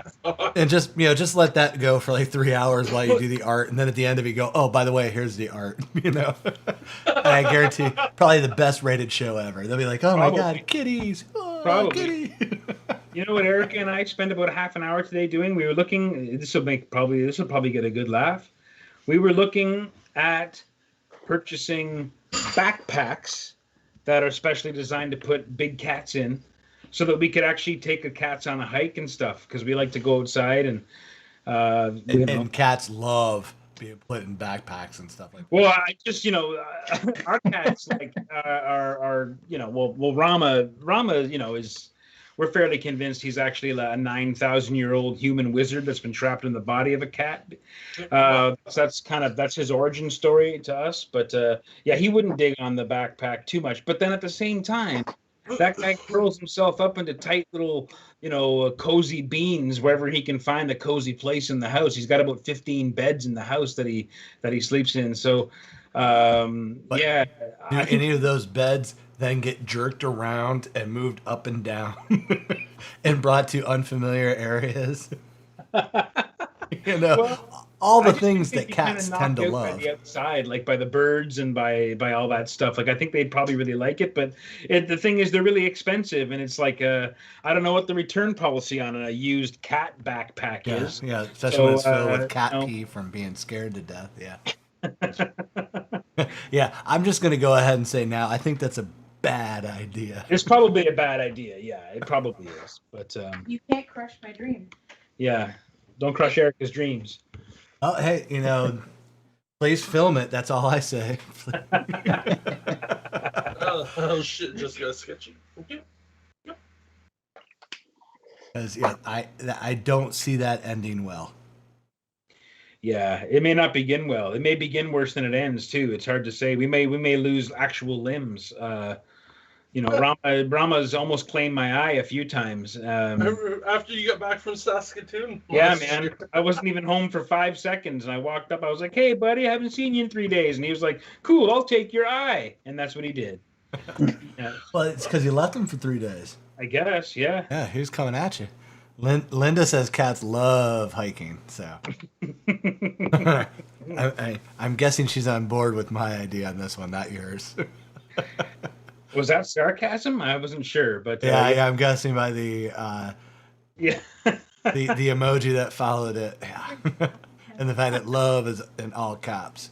You can't go with it. I don't know. I mean, the hiking trail around here that we use isn't so much of a hike as a walk through the woods, but it would be. It still probably would not be cool. I don't know. We'd probably have to wear the backpacks around in the house for like a while. Well, of course, that's good. Yeah. Get them. Cold cock them into a backpack, right? That would be asking to be killed. Yeah, it might. That's true. There would definitely be some breaking in time needed. Yeah. You start with laundry baskets. Yeah, laundry basket with some belts. That's the first step. We'll go real rudimentary with it, yeah. I'm But thinking so so. take them through the park though, like shoulder straps and a laundry basket, Well, this is kind of like one of those things where if they wanted to, they can kind of curl up and go to sleep in it as well. Like it's a big enough base that they could kind of like, they'd be comfortable. Like our cats are pretty big, but that's why we were looking for big ones. But yeah, I don't know. It's probably just not a bad idea. But we're just desperate to be outside, and we kind of hate leaving them. And it's just one of those kind of things. If we go anywhere, it's usually far away from the city, so we can hike. And yeah, it would just be cool to take them with us. That's all. I'm just going to point out that they're cats. Oh yeah, no, I know. Yeah, I know. I mean, they don't mind being left. I mean, Yeah. they're cats. If there's food, a place for them to go to the bathroom, and some water, Yeah. they'll be all right. Oh yeah. What about those like closed-in bicycle things that those push strollers that parents put their kids in? Oh, yeah, like a cat pram. I have a neighbor with one of those, and I can't roll my eyes hard enough every time I see her with her bike and that little stroller thing attached to the back of it and her animals in it. I'm like, oh yes, this is so much fun for the animal. Yeah. We'd have to probably have Rama in restraints for him to even sit inside one of those. Like it wouldn't be fun for him at all. He wouldn't dig on that. Like they don't really like being picked up or anything because they're kind of big and they're old and but yeah.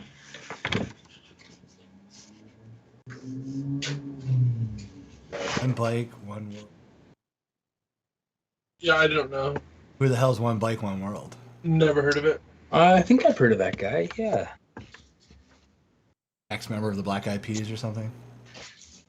This cat's his whole world. He just travels around and like blogs about it, I think, and put them everywhere. The cat's I super hate the happy. guy already, and I know nothing else about him. All he had to say is he goes everywhere with his cat and blogs about it. Go fuck yourself. Oh, that's fair, I guess. Uh, All right, he walked away. He wants to know what's up for auction. So up for auction right now is this Archie Innuendo cover, Archie 271, and the starting bid on it is $75. And we're at like less than a minute left to go on this. Anyone bid on it yet? No, it's all right. Yeah, it's more of a Jughead crowd. Mm.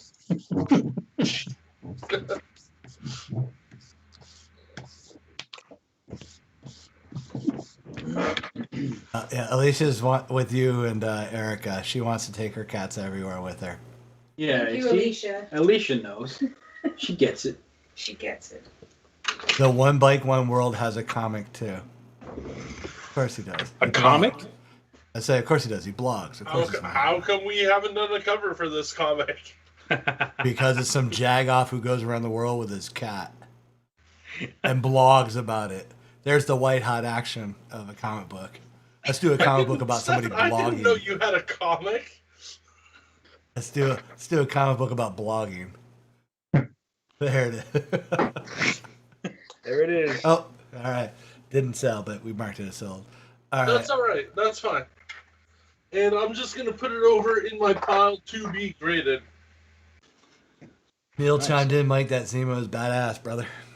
Thank you, Neil. Appreciate it, And man. he's only seeing from the waist down.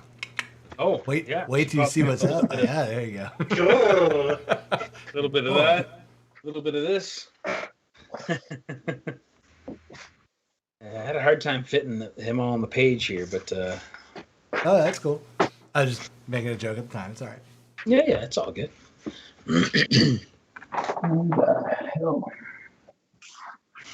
Carl's having issues with the lefty drawing. Oh yeah. Who, me? Yeah, just the left-handed drawing. I think it sends him off because it's a higher level of talent. Hold on, whoa, Casey, you're left-handed? Yeah. Yeah, You missed that the last time we had him on? That was like an Joking, that's a entire joke. segment. Why isn't Zemo dancing? Yeah, I know. That was part of the deal. I was supposed to draw him dancing, but Yeah, that was my qualifier for this. true. He could be dancing. Could be. Just a still frame of his sword dance. Release the Zemo cut. When is the stream where the artists draw a portrait of Justin and Stefan?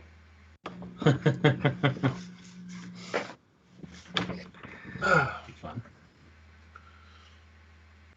So, how do we block somebody? I don't know. I don't know. We'll figure that out this week. Yeah, I was about to say, yeah, someone did put. Well, they actually released a longer cut of that 1 second scene. Yeah, I wondered about that because I saw that before I saw the scene in the show because I was a few weeks behind, and then I was like, I thought there was supposed to be more dancing Zemo, but I guess not. Deep River's like turn the sword into a stripper pole. I could. It's not too late. Stefan, So, do you want to do Origin next? Sure. Okay, I just want to make sure you get the right image. yeah.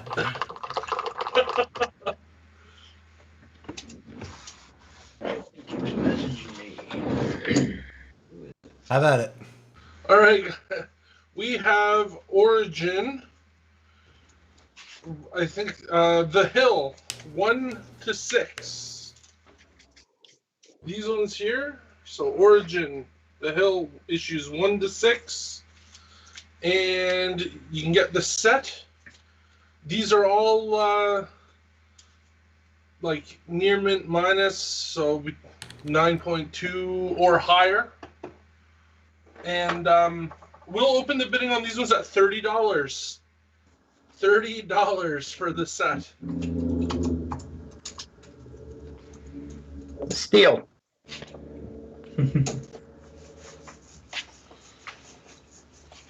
Consider. Wait a second. Oh, the hood's going up, people. He means business. About to get real. He's wearing his uncouth Rooth sweater. All right. Yeah, I wore mine for the one day this year I could. Yeah. Man, it is.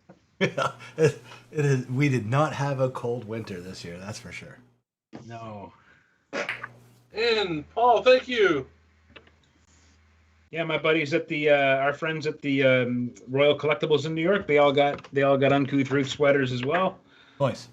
which is pretty cool. Yeah, they sent me a picture of the New York chapter of of the 2020 uncouth Berserk what? Club.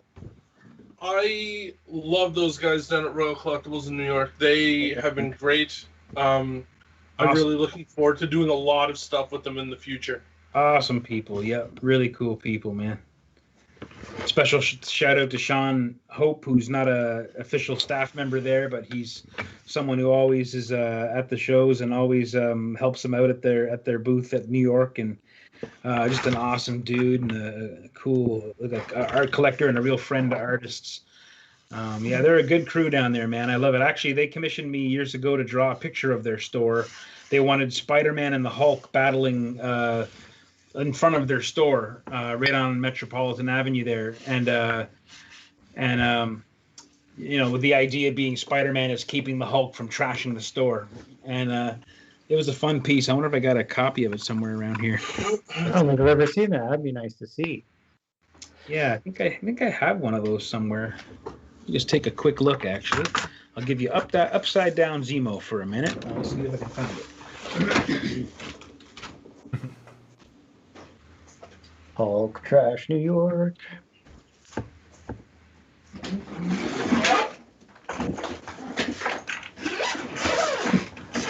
Might have one.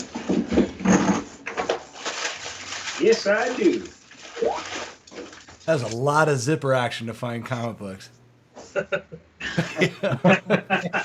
Not sure where you're storing them, but I gotta tell you, the off-camera effects was honestly, man, spectacular. my prints for the last year have all been in the suitcase that I packed them in for Toronto Comic Con, which was canceled like the day after I packed my bag. So they've literally, all my prints have been living in there because prints aren't a thing that are easily sold online because of the cost of the shipping is more than the cost of the print. Pull it down just a little bit. It's a little high. Yeah, sure. That way people can see it. Here, let me actually put you. Yeah. There you go. Yeah, I've never Nice. seen that. Yeah. I don't think I've ever seen it either. That was a fun piece. Yeah, corner of Selfridge Street and Metropolitan Avenue, 9601. And they always have a teddy bear sitting outside on the long boxes. And yeah. If anyone out there wants one of these prints, I guess we could auction it. I don't know. Start it at like $5 or something. See what we get for it. We'll do that after we finish the other auction that we got going We'll wait till after on. we're done this auction. Oh yeah, for sure. I'm not saying right now. I'm just saying it's an idea. Yeah. But yeah, we can definitely auction it off. We'll bring that up after we finish this one. Sure, yeah. That is a very cool print, dude. Yeah, it was fun. Did you color that one at all, or is it just the black and white one? That one, no. I actually wanted to get it colored by John Rauch, but he ended up getting really busy. I just did it in black and white, and it was tricky because the canopy on it is actually red, so white areas are red, and it's white relief print. So it was kind of a hard thing to do all in grays. So I just kind of had to make a call. But all the little baseball logos and stuff in perspective were a real treat to draw. But yeah, it was all right. It was fun. And Mike, who owns the shop, he's got a couple of my Swamp Thing pieces too, originals. Yeah. There's going to be a fresh Swamp Thing tomorrow, actually, for my. I've run out of all my Conan and Conan themed blanks. So my daily auction tomorrow is going to be it's going to be a Swamp Thing. So anyone who wants to get a Swamp Thing, that's going to be happening tomorrow at some point. Well, let me know when you find that Green Lantern cover, though. Yeah, I've got one Green Lantern, but it's a Green Lantern in Star Trek. It's a weird one, but I mean, if you can, if you want to contrive something cool with Guy Gardner in Star Trek, I'll draw. Yeah. I'm thinking Guy Gardner dealing with tribbles. Yeah. Okay, you got it. All right. Nice. Done. I might have one I could give you, Mike. A Green Lantern? Yeah, that'd be cool, I man. might. Yeah. I don't know. That's a pretty cool tribble idea, though. That could be hard to resist that. That was like my career at DC could have ended with the book, the Justice League Unlimited book I did, because I got to put Guy Gardner in it. Oh yeah, I remember. Yeah. Yeah, and when he's attacking the parademons with the basically like the nuns, and they're all paddling him with the rulers and shit. I was like, I couldn't believe Michael Wright let me get away with that. I was like, oh, okay. That's a dream. That's I was awesome. like, I could die happy now. That's fun. Right. So the Hill Origin the Hill 1 to 6. Current bid is $30 to Paul Prima.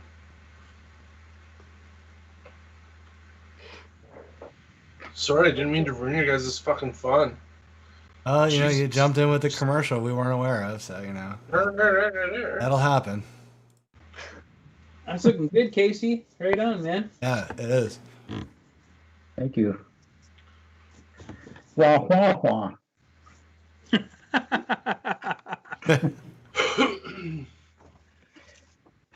But what you need to do is put the Falcon's sister's phone number on the shield.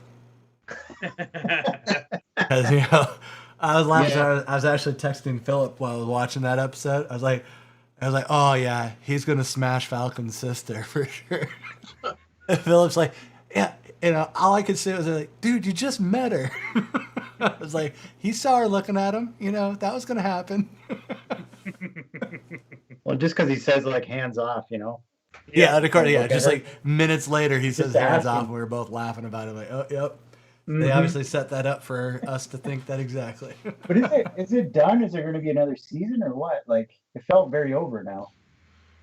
I Hey, don't what? know. That's it, I think, man. I think that was it, right? Yeah. What? The Falcon. Falcon Winter Soldier. I think it's done.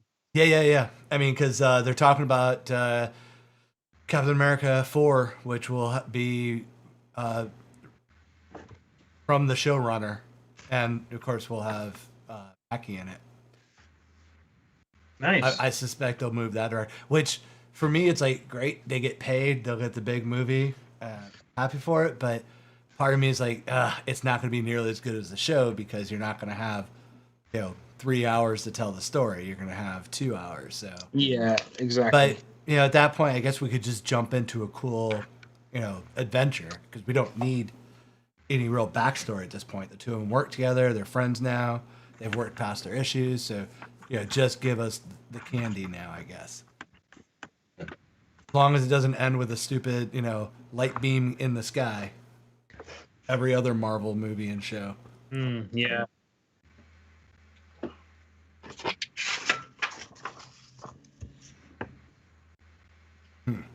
I thought there just always had to be a cube, like a glowing cube.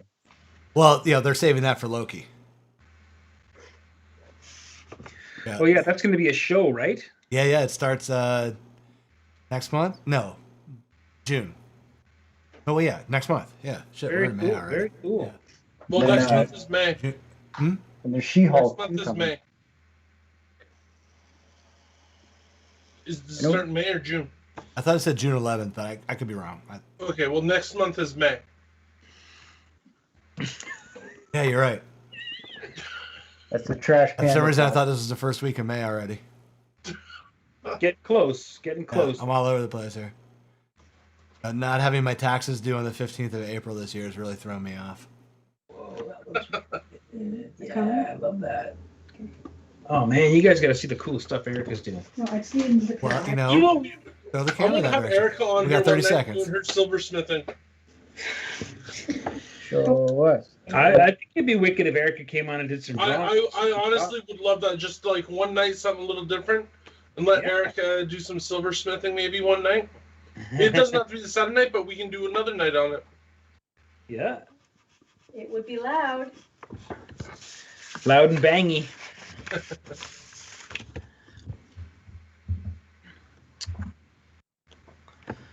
And it's sold.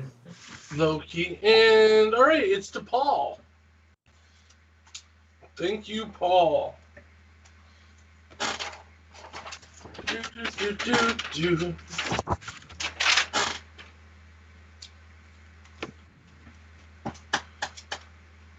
Oh.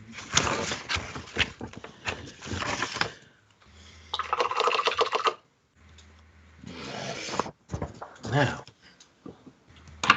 All right, gentlemen, I just need to step out for a minute. I will be right back.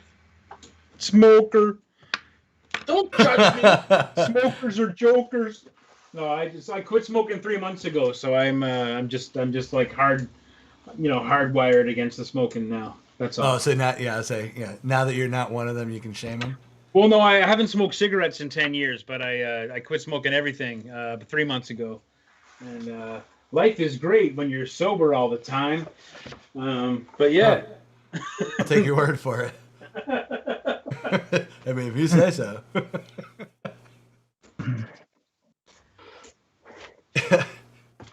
Yes, well, Neil, he is a multitasker, so maybe. Smokers are jokers. All right, what kind of background color am I gonna go with here?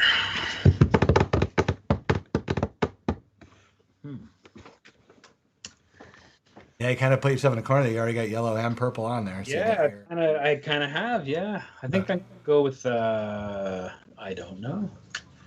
I actually don't know. I'm gonna draw a box though. I'm gonna fill that box with some kind of color. I guess I can go with blue. I guess blue isn't bad. I don't know. We'll see. Maybe I'll do some rendering on Zemo and then I'll figure it out.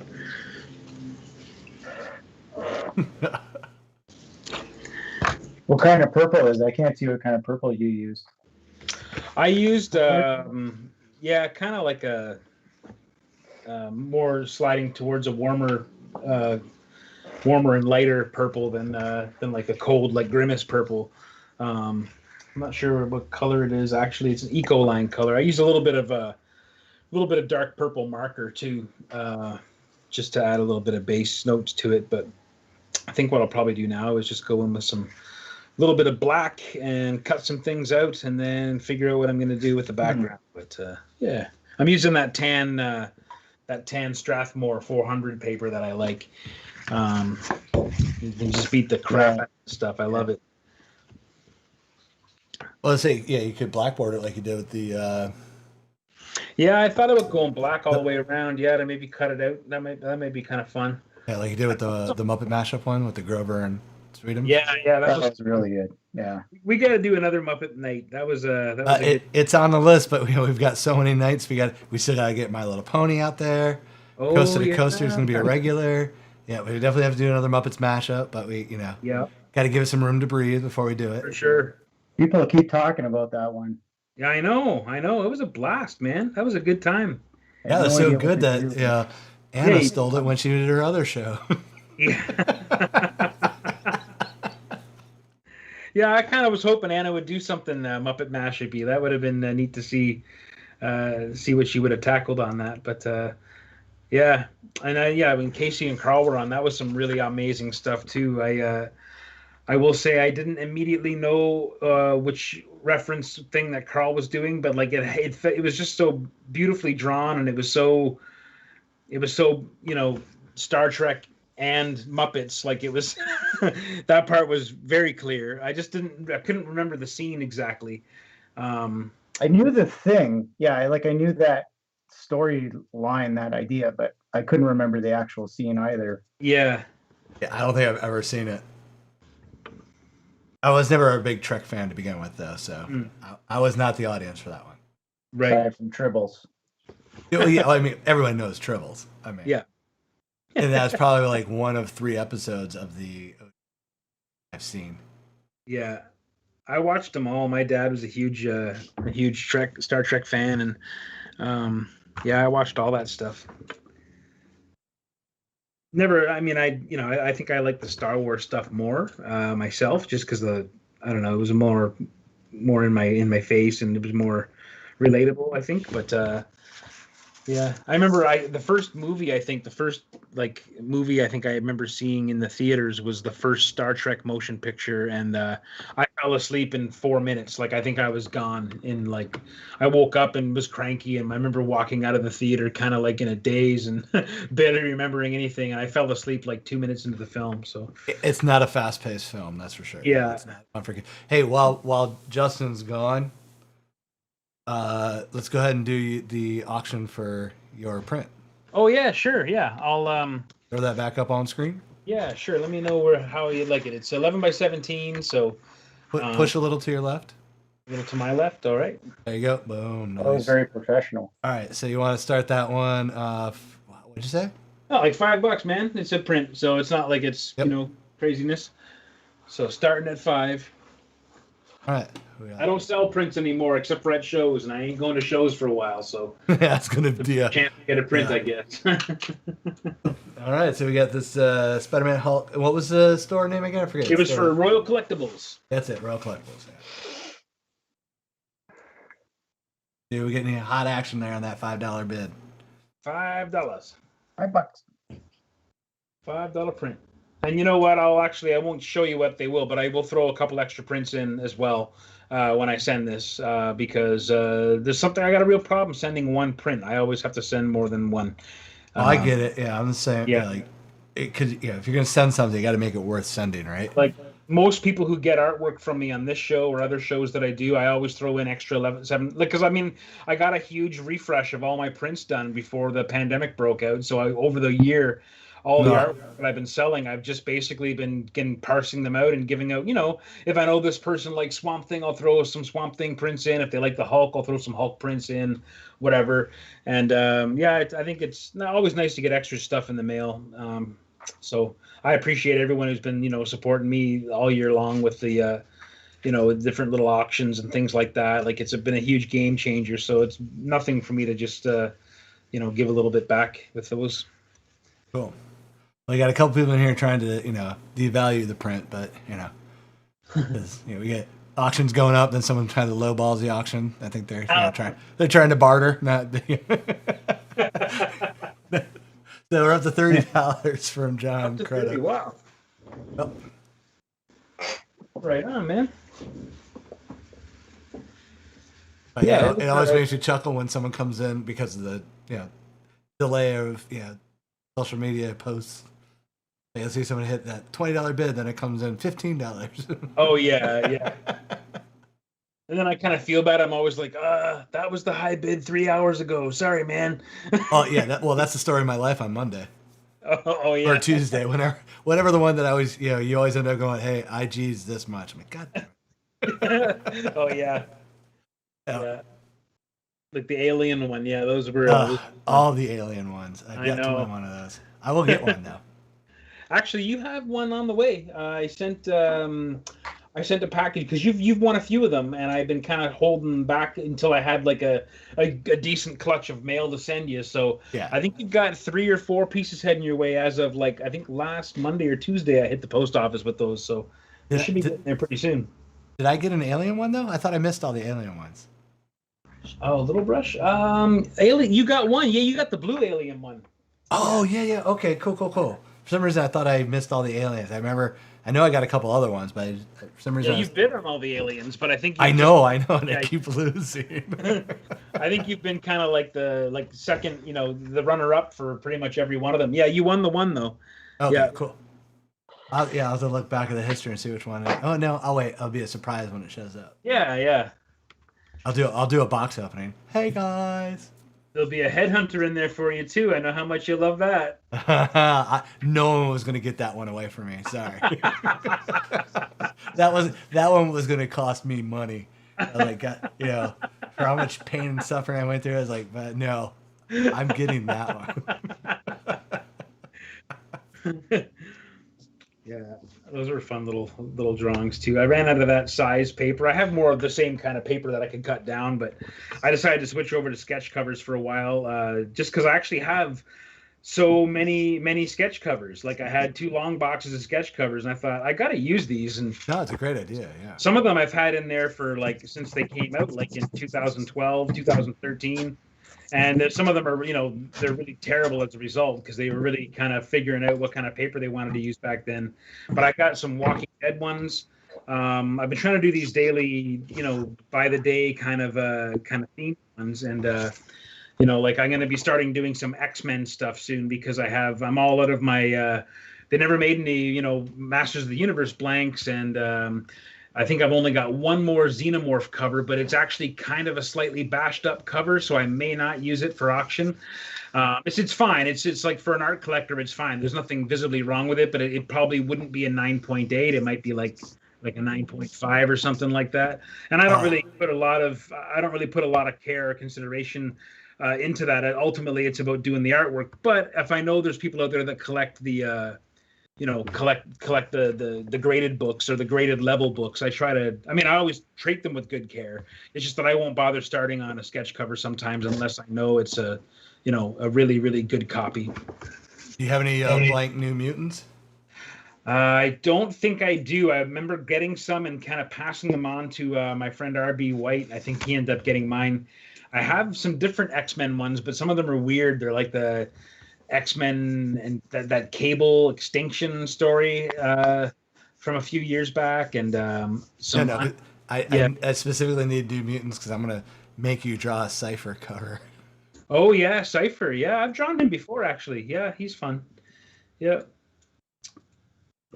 He's like the red shirt of he's like the yellow, the red shirt of Star Trek. Just draw him at a desk reading. Yeah, just a guy sitting there.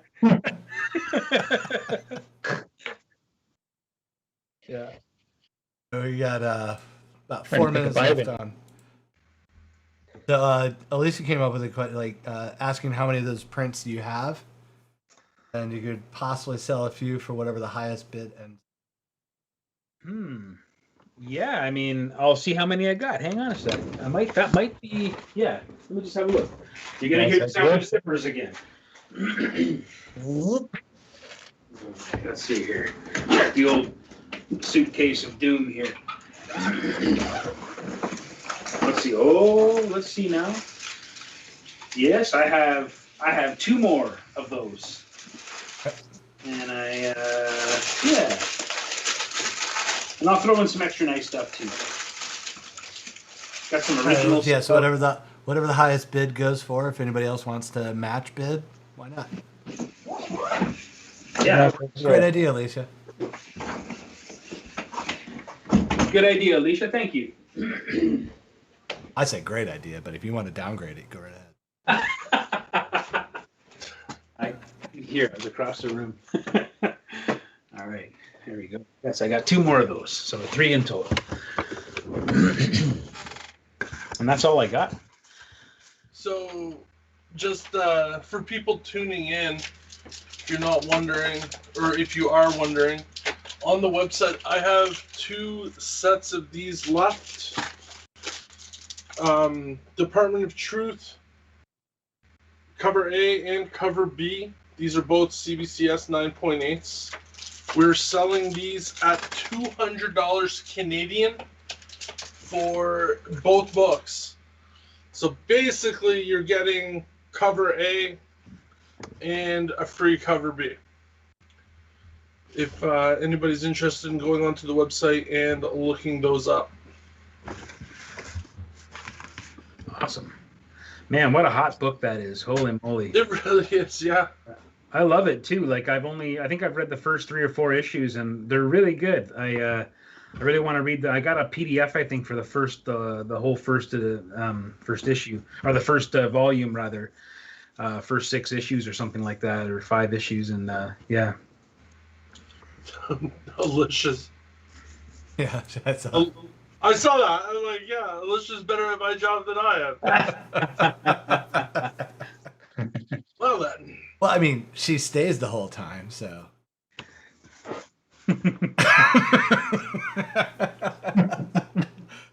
That's a great impression of an owl. That owl that's staring at you from your tree. Neil, I move out east. Thanks for explaining the joke. My first day of travel is June 16th.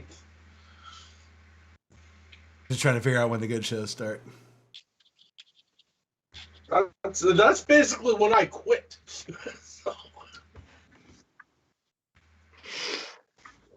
Casey, that is looking great, man. Thank you. On it. Yeah. And I'm still debating if I just touch it a little bit with color after. I don't know. Like just a bit of the red and blue. I don't know. I got to do some effects with white on there too.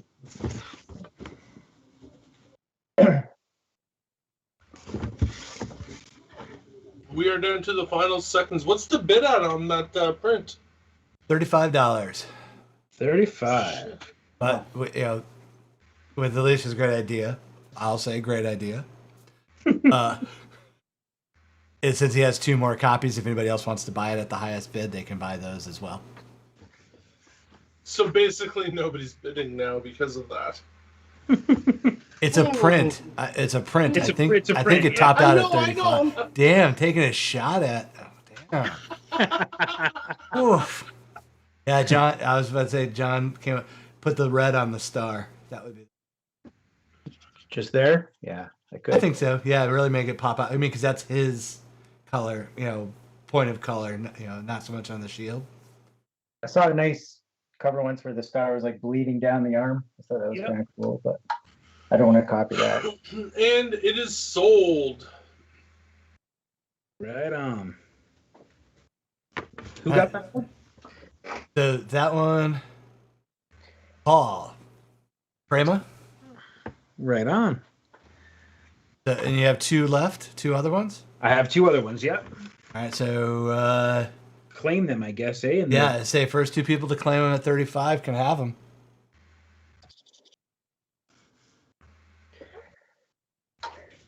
With a coupon for a 6-pack of Trash Panda.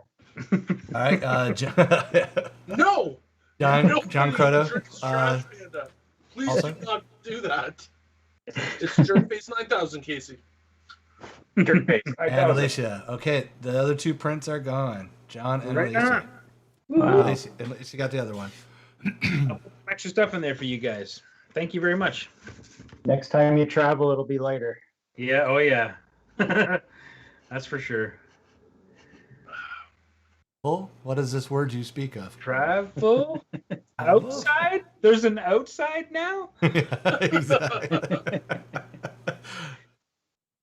We want Trash Panda.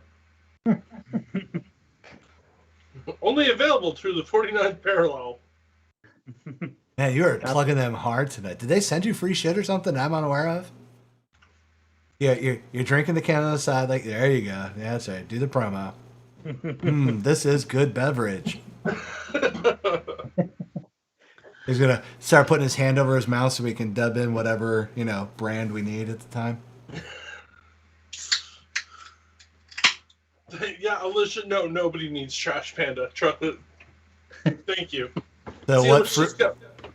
what frou-frou drink are you having now? This one is called Crazy Uncle. Good. Names. That's Crazy Uncle Hard Cream Soda. Oh, a Alright. hard cream soda? Oh no! Oh, buddy. And I think one of my molars just dropped out hearing. I got my tomorrow headache right now from that Yeah. one. Wow. Woo. Wow. Pre-hangover jitters. Yeah. Oh It's man. really- Stuff it. it's good stuff. It could be 2 sweeter, but it's more good stuff. auctions left tonight. Say what? We have 2 more auctions left tonight, and I have a special one. That you don't know about the special one, though. All right. Well, we're gonna have to You're take a off the quick hook then. pause. Okay. You're gonna do a surprise auction on me. I need a drink. Well, I'm not gonna. I'll do that one last. If you're gonna do an auction now, I'm gonna need a drink. Okay. Well, let's put up Fear 19. Which one? Fear 19. What? Fear. And thing? Yeah. What were you calling it?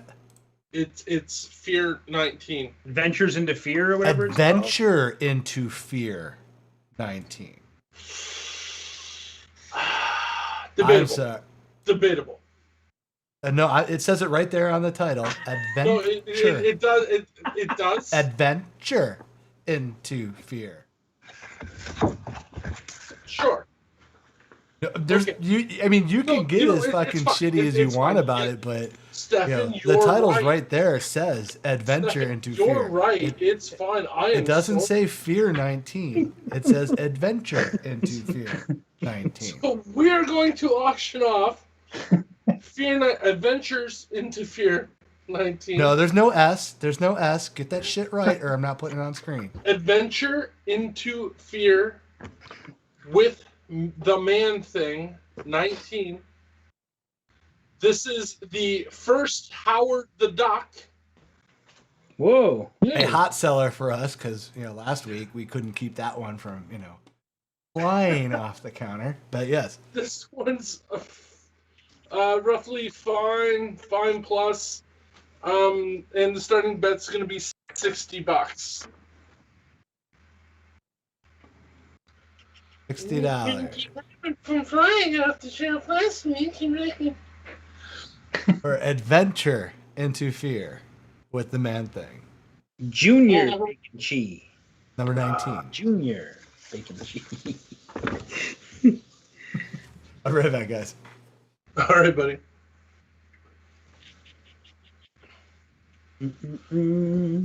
Cocktails that Americans don't know about. Monkey's Lunch. Ooh. Monkey's Lunch. Really? Another beer? Interesting.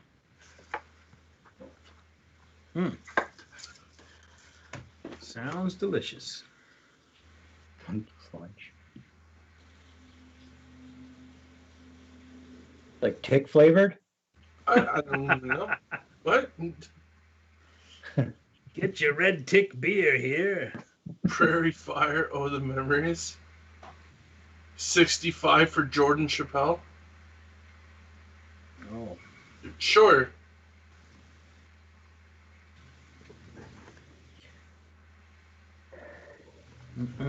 So Murray, you're bidding for Jordan now. You you do everything Jordan tells you to do? Oh. Yeah. I think Murray's secretly bidding on this for himself.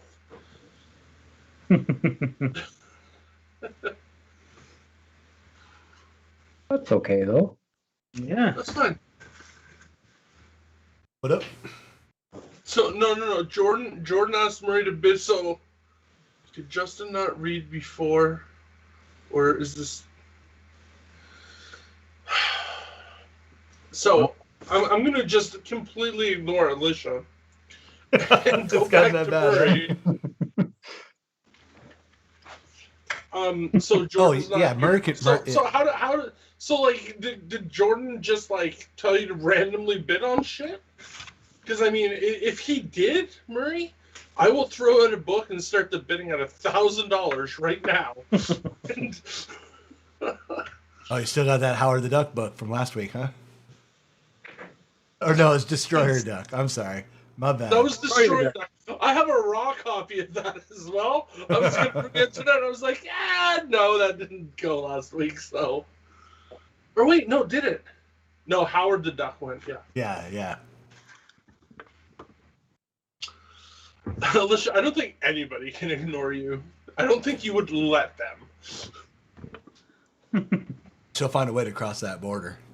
Oh, yeah. Oh, yeah. Once the borders open up, we got to bring Alicia over just to work a table with us at Big Country Comics. Oh, see what happens. You do not realize the can of worms you just opened up by saying that. Well, all right, it's done. All right. Well, that's happening. I love it. As soon as she's done screaming with glee, she's going to be blowing up the messages on that. Yep. That would be awesome. Oh, Rob, Justin's rocking the hood because questions apparently about it's how cold Big in Country his basement. operates, north of the border, just message Stefan as much as you want, and he will help you. Anyway, since you were rudely talking over me while I was trying to reply to one of the people in the messages. I don't know if you heard me or not. But Sorry, I don't mean to be. Justin's rocking the hood because he's kind of a wuss, and apparently it's in Manitoba tonight. So, yeah. Yeah, it's fair. That's valid. I'll go with it. All right, we're pulling on to that 9:20 mark. Do we have anything we want to... Oh, wait. Do we still have an auction going? Shit. I have two more. Now we're going to have to do only one because it's 9:30. We got to start auctioning the boys' stuff. I thought it was 9:40. We got to start auctioning the boys' stuff. Oh, we're only going to do 10 minutes for their stuff? That's what we always do. No, we've been doing 15 for the actual end art auction. Oh, have we? 10 Okay, for. well then I guess I won't No, we can. auction off the Body Hey, Thunder number 2. We'll shorten the time and take money out of these artists. No, I don't You want to do that. have to do 2 more things. It's cool. It's cool. You guys don't mind, right? No, Justin no, apparently. it's fine. It's Do fine. what you gotta do. Yeah, do your thing. All right, so it's your call, Justin. Do you want to shorten the time for these boys to make money, or and do 2 auctions, or you want to do 1 more auction and give a little more time for these guys to make some money? How about I do the surprise auction next? We'll just see if it goes, and then we'll still, if the guys are okay with it, we'll do their 15-minute time slots and go 10 minutes over. Yeah, whatever you want. Yeah, I'm good. I'm okay going over. Yeah. I mean, I've still got some more Trash Panda to drink if I want to. That's right. Doesn't go all that long on the Trash Panda.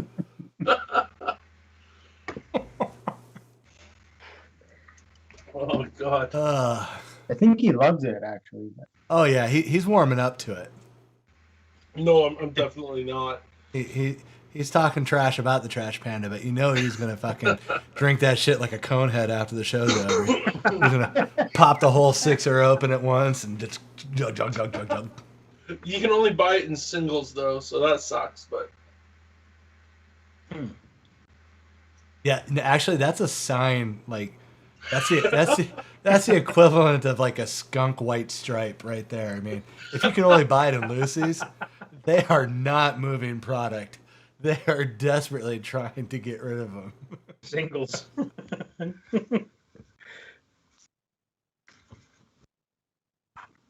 Oh, God. So, Trying to we are catch up. at... Turn my back on the message board.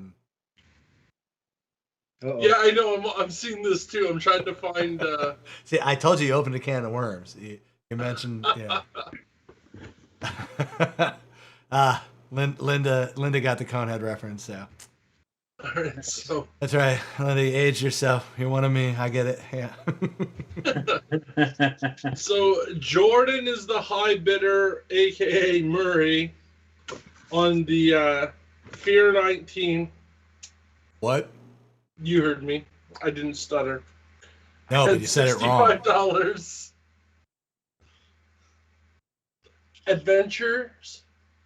Adventure into Fear with the Man Thing, number 19. He can be trained. I told you. Start, and the bid is at $65.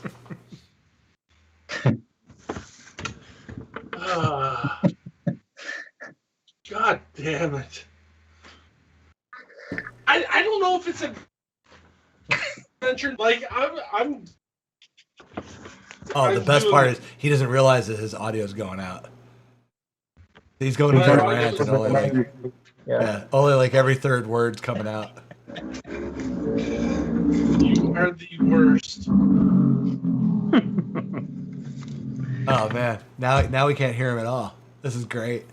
Did you fucking mute me? He's just gonna keep ranting and think that he's like that we can hear him and.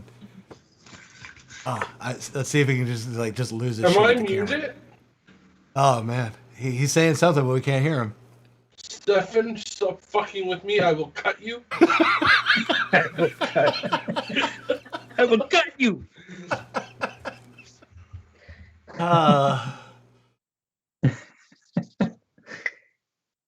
It's a fun show. Let's just see how long we get it going.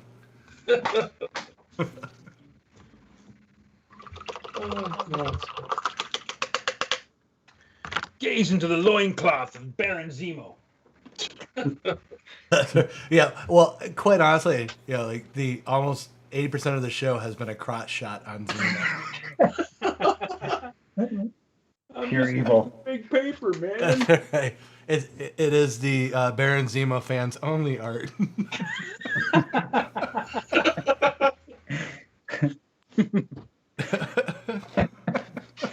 Subscribe to my Baron Zemo many vids. Neil, I have never played D&D, nor will I. Why? What? Why? Why Now he's trying to high road us. Nor will I. I miss D&D. I miss Actually, D&D. we got our DM for things are getting dicey. Oh, you got a things are. Oh, nice. That sounds fun. Who is it? Who is it? Chris? Nope. Who? Robin Collins Oh, of our chat room here. Oh, very cool. Yep. Oh, while we were gabbing about D&D, it sold. Oh, you have no idea. I was learning some of the things he does in his D&D campaign. Oh, it's spectacular stuff. Oh, man. and Jordan got the man thing. Yeah, he did.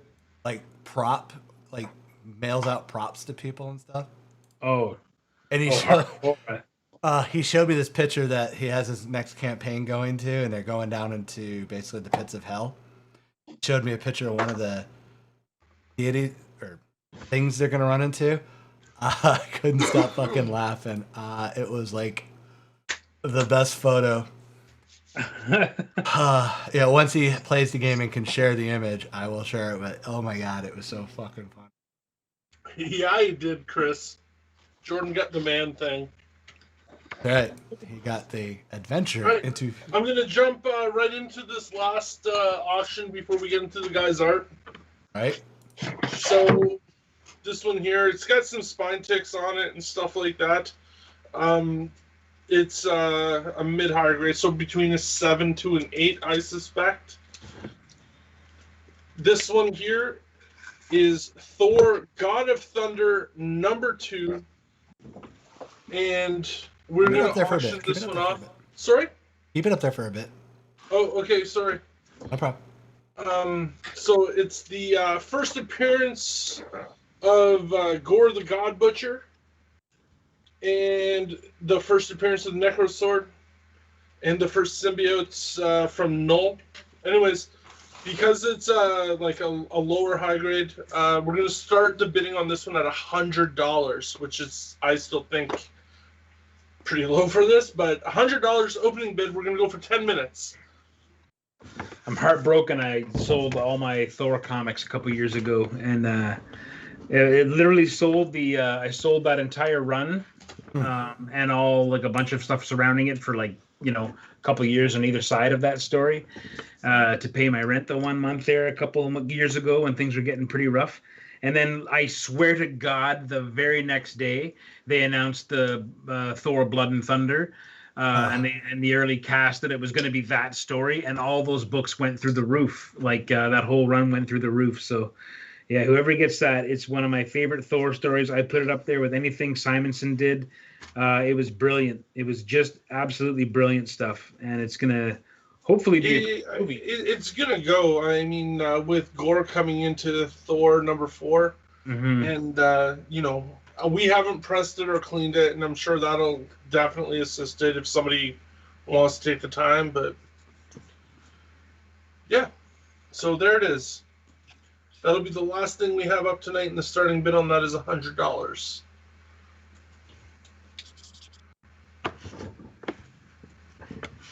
Very cool.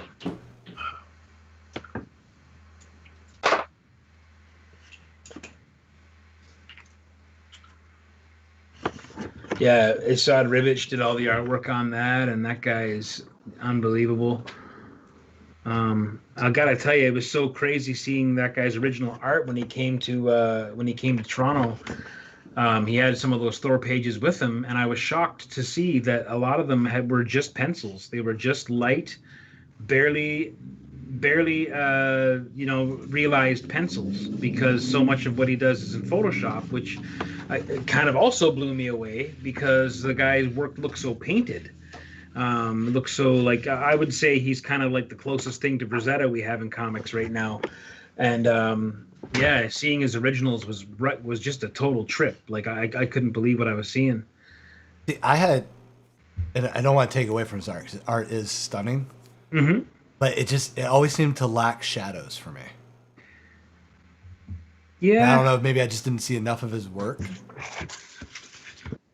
Like, it just always felt too much in the highlights and midtones. There was no shadow. Okay, interesting. Yeah, well, I mean, if you saw his pencils, you'd see why. They're just barely there. Like there's just and people were buying up his pages that day in Toronto, and I got around my table like, check out this page, and I was like, That's it, eh? And I pulled out my issue and like compared to the printed page, and it was unbelievable how much work was done in Photoshop and how much coloring was done that way. It was really cool. Yeah. I was just kind of shocked to see it. Yeah. No, I mean, yeah, it's like I said, I wasn't trying to say to take away from his stuff because his stuff Oh is yeah, really, no, I get it. I just it just doesn't have enough shadow work for me, I guess, to Yeah. give it any heft. I think I'm gonna go with blue for the background. And I closed down the room apparently. everyone's too busy, typing up their hate mail to me. What are you talking about? It's the best. How dare you? It was the greatest. What do you mean? Hey, I'll be right back, Stefan. All right, bud. Just 2 seconds. Time to talk shit. Oh, see if he was still there. I can still hear you. So, what type of tape is that again? This tape? Yeah. 'Cause I remember this is you were talking about when you did the Muppet thing, but I was busy and so I didn't hear you saying it. But Oh it yeah, doesn't and stick to the that's- paper as much. I mean, it's not Well, painter's I mean, tape. in theory, it's actually just it's supposed to be low tack. This is just some dollar store tape that I got, but I'm not even sure what it's called Duramax. But to be honest, it's actually pretty good on this paper. Some of the so-called Illustrator tape I find is just a total scam. It's hard to get like a really good gentle tape that won't tear the paper, but this isn't too bad because it's from the dollar store. But it does pretty good job. It does what it needs to do most of the time. Yeah, John said light bondage tape.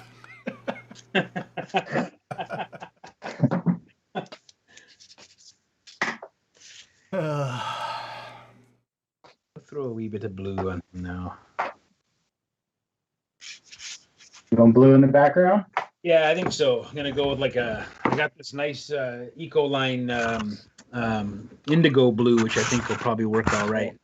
Nice. The indigo's it's pretty dark though. It's like a Yeah, I'm gonna keep it kind of light, but yeah, I'm gonna get a bigger brush and do a little bit of that kind of stuff. almost like a tinted Payne's gray, like a little. Yeah, it's pretty strong. This version, I like it, but it can be pretty strong. That's why I like the Ecoline colors, but they can be really, really intense to the point where they're almost a little terrifying to use. And they some of them mix brilliantly, and some of them mix like in not so brilliantly. Too strong. Wild effects with those. Yeah, there's some. They go over ink nice, and they're really bright and vibrant right out of the tube or right out of the jar as it is, and because it's already pre-liquefied, so it's kind of like if anyone's ever used Dr. Martin's inks, it's very similar to that kind of style. Yeah, there's like the hydrous and the dyes. Yeah, sort of like a dye, but it's just watercolor. But if it Super pools concentrated. along the edge of the tape, it can be it can get ugly and bleed underneath. But never really hurts that much if it bleeds underneath. Like you're the only I have a few of them. I'm probably gonna use it for this too. Like just because they are so. Yeah, it's so strong, and they go vibrant. over this paper really well. Like this is already tan paper, but the colors remain true sitting over top of it. So it's kind of nice stuff to work with. Especially like their dark, their deep yellows and their deep reds, like really, really strong pigment. Reds are kind of hard to get a really good pigment in watercolor that's really, reliable and strong. But Have you tried the markers? Sorry? Have you tried the marker version? Yeah, I've got a few of them actually. I use them for Zemo's boots here. Yeah, they're. I didn't really get the hang of them at first. I thought they were kind of weird because they come out just like the paint does out of the jar, like really just super intense. So you kind of got to be careful with it. That's why I really just on Zemo's gloves and boots here. All I did was outline them with this yellow, and then I just dragged a wet, clean brush from the lines in to give it the tonal value, like the value scale on it, because the lines had enough pigment in them that I could just unlock them like that. And yeah, Yeah, I like using this stuff. I would like to get a whole line of it. Like I just ordered some. I've got some coming to me by mail, which I'm excited about. Anytime I get art supplies in the mail, it's a good day. So I got a couple of jars that I'd run out of. Like whenever I get to the art store, if I'm physically there in person, which doesn't happen too much these days, but when it does, I always forget exactly what I need. So I go in and I now have like 4 jars of pale yellow, which I didn't need any of. But I almost like, I need more yellow. I'm pretty sure I need more yellow. And then I buy the same pale yellow again. You'll use it eventually. Oh yeah. It'll all get used. That's the I thing. don't think those dry out very quick. You can go through it really quickly, actually, because paper like this that drinks the watercolor so easily, you can lose lots of volume on paint right away. Just drinks a ton of it.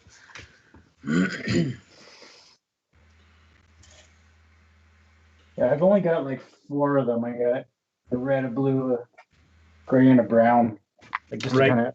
I got them just to try them out a while back. Yeah. Yeah, I like them though. I mean, yeah, they're nice.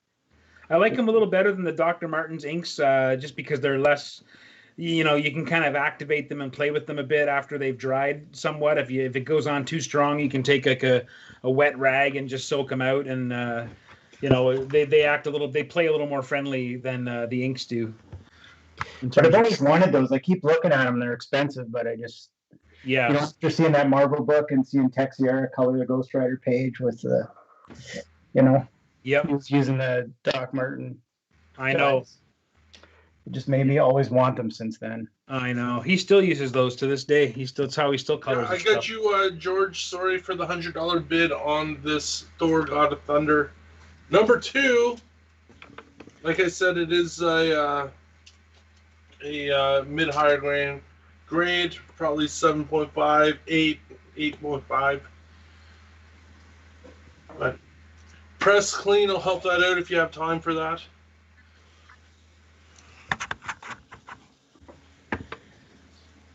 Sorry there, Mike. No, that's okay. I was just nerding out about art supplies, which I can do all day. So.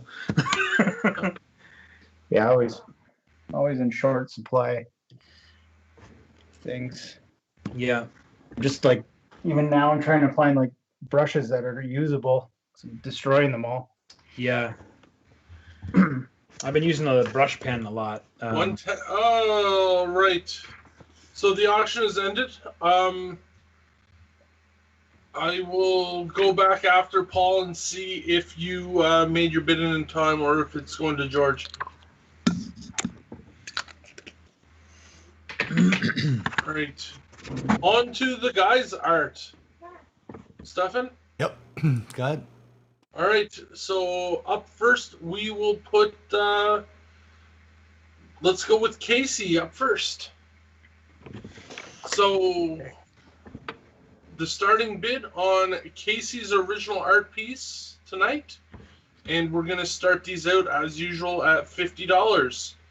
And we will start the bidding now.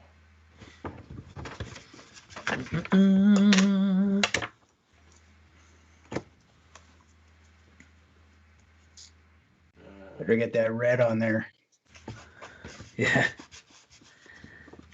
And anybody that knows, then these guys always work after and stuff and Oh yeah. finish these out. So I'm just about done, to be honest. I just got to do the white highlights on this after I lay in this bit of color here. we are at 75. Tim.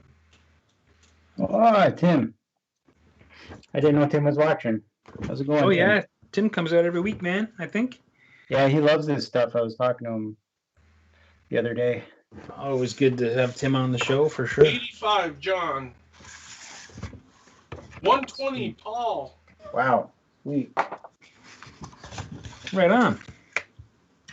Now I have to put the red on the star. Yeah, gonna have to work for it now, man.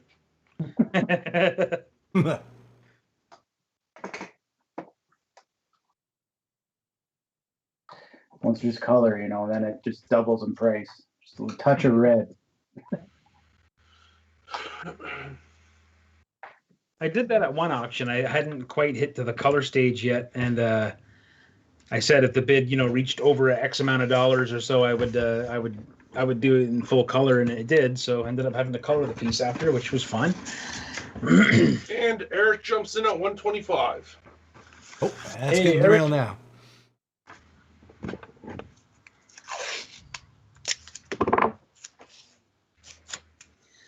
That weird sound you hear, that sound, is me running the tape off my forehead to absorb all of my delicious forehead juices, which will then in turn weaken the adhesive on the tape, which makes it tear more easily off the page without tearing the page. Little trick there, a little illustrator trick out there for anyone who's listening. Your forehead is greasy. Use it to your advantage.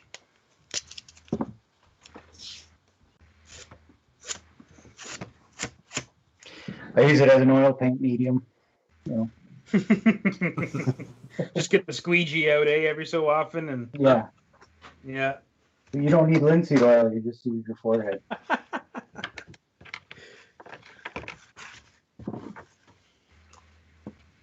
I've been really enjoying getting the oils out again. Yeah, man, you've been murdering it with the oils too. Like that, that Red Skull from the other week there was bananas. And you did a creature from the Black Lagoon before that, which was so cool. And yeah, Just did the kingpin. yeah. Oh, you did it the same way. Yeah, I wasn't sure. I saw the. Yeah, I did it a little light, almost use the oils like watercolor. Okay. Yep. Yeah. Nice. So, hey, Mike. Leanne's lowballing you there, saying Mike Creative Brain Juice's bidding starts at $5. It's a little bit of a lowball there, I think. Jars of forehead juice. Jars of forehead oils. Tasty forehead oils. Quick, guys, I haven't had dinner yet.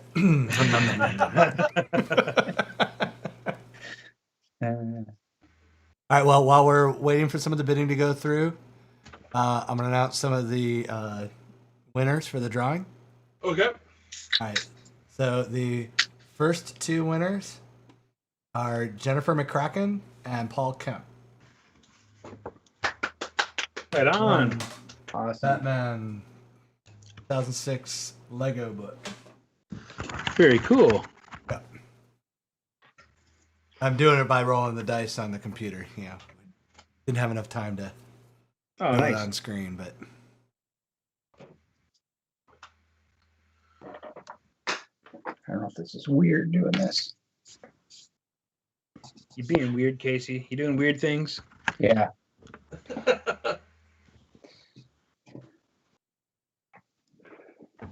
Probably ruining it. You don't know if you don't try though. It's true. that was looking good, dude. Yeah, it looks great. I don't know why. I just wanted to see that red light flaring.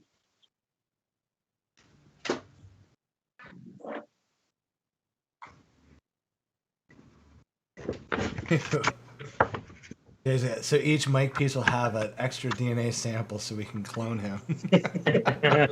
Oh, yeah. If you're successful in cloning me, send one to me so that I can get my work done. Yeah, you draw the chain link fence. Yeah, you're you drawing know, the chain link have- fence today, number 2. I was about to say, have you guys not seen Multiplicity? Nothing good will come from this. We're gonna eat a dolphin.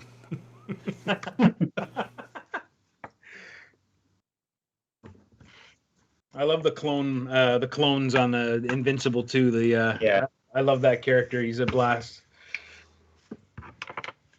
I love how like the clone immediately is addresses the other as like, well, you're the clone, so like that part never Hey, gets lost. You know? Stefan, Paul made a comment there. Who? What? Oh, sure. Okay. Yep. Didn't realize I sent you one. But who? Oh, yeah. Paul's got a signed one. I guess if anybody wants these signed, I'll do it. Gun signing things. Not fuck you, Paul. You put your hand down there. I'm always weird about signing stuff, but I will sign it if you want. Can I get a just don't- signed 9.8? I just don't think about it unless someone asks. There's a couple of signed Animosity number 5s out there that you and I both signed from East Emerald City. Really? I signed those? Yeah, you signed a couple of them. Yeah, the Seahawk one. Yeah, wait, no, I know which one it is. I don't Yeah. remember signing. I remember you doing the signing. I don't remember me signing them, though. Yeah, I got you to sign a few of them. I think actually a couple of customers asked because your name was on the book, I thought, or Yeah, well, yeah, I mean, I do. yeah. I mean, yeah, it was there. Well, no, I I remember you signing it, do yeah. all the ultimate You're covers. so modest. I don't like people knowing who I am. Well, your signature was illegible, so that if that helps, that's that you may have achieved that. So Say what? your signature is illegible. If I recall. Yeah, that's true. I think that might be why I have such a shitty signature. I don't have a good name for a signature. Like, I can't do 145, anything. Eric. I can't do anything cool with it, like people do, like where they just do initials or. All right, so I'm probably gonna butcher the last names. I'm bad with last names, but Ron Egret, right? You let me know if I got it right or if I butchered it, but you will get Paul's Type copy. it in the comments.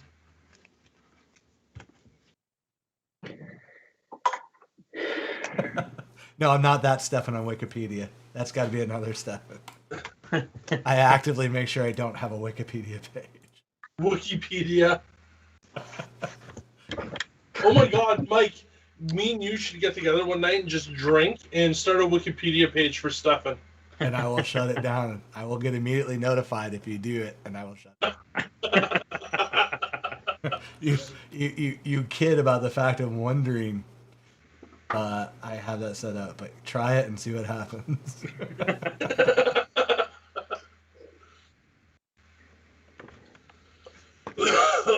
OnlyFans is where you're really famous. Yeah, exactly. Right. I don't do this stuff for free.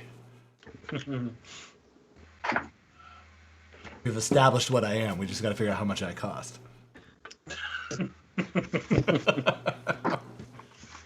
And Leanne says challenge accepted. I saw. She's probably upstairs, already got one done. No notification has come through yet. He is a lord in Scotland. It's true, as am I, and Erica, And me too. And and Leanne. you. Well, Leanne, yeah. Although I will say my cousin has a Wikipedia page that a lot of people think is me because he's Stefan with an F. Because PH, again, I will state PH makes a F sound, not a V sound. For you No, that's mofos right. that think that Steven. But he's also got the name before it was changed when they came to America, so it's 2 S's in the last name. Yeah. I have 2 cousins that are both Stefan Nilsson. One spelled the same way I have it, and one that's spelled with the F. They're much more accomplished than I am. One's like a doctor of physics or some shit like that. And the other one is a what's the triathlon? Or no, decathlon, like the skiing shooting thing. Oh yeah. Yeah. That's cool. And Huh? here's Stefan drinking beer, writing Mhm. comics, and playing with puppets. Right. So, I'm sure they have a live stream where they talk about how I'm the cousin that is more well established. No, they probably don't. They probably don't. No, they don't.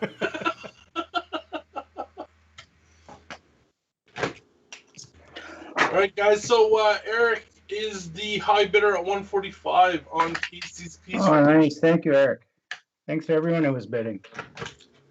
Very generous. Are we ever gonna have a night where you and I can bid on these things? Nope, that's not how we roll. Every artist that we have on here, except for Carl, who needs to get his shit together, does posting on Facebook or IG every week with other things you can bid on. Bid on those things. But this show we cannot bid on. That is like insider trading type action. That's no, no. So no, that's the short answer. And for anybody watching, just in case I don't think we mentioned earlier tonight, but if you're interested in a commission from Casey, if he's open, you can reach out to Kirby's Collectibles, and they will put you in touch with Casey, or Annabelle will deal with it from that end. So I'm not sure if you're open right now, Casey, or not, Yeah. but that's the correct way, right? Very soon, yeah. Probably like mid-May. I think it'll all be good. Okay. It's a little crazy at the moment, but yeah, soon, very soon. Yeah.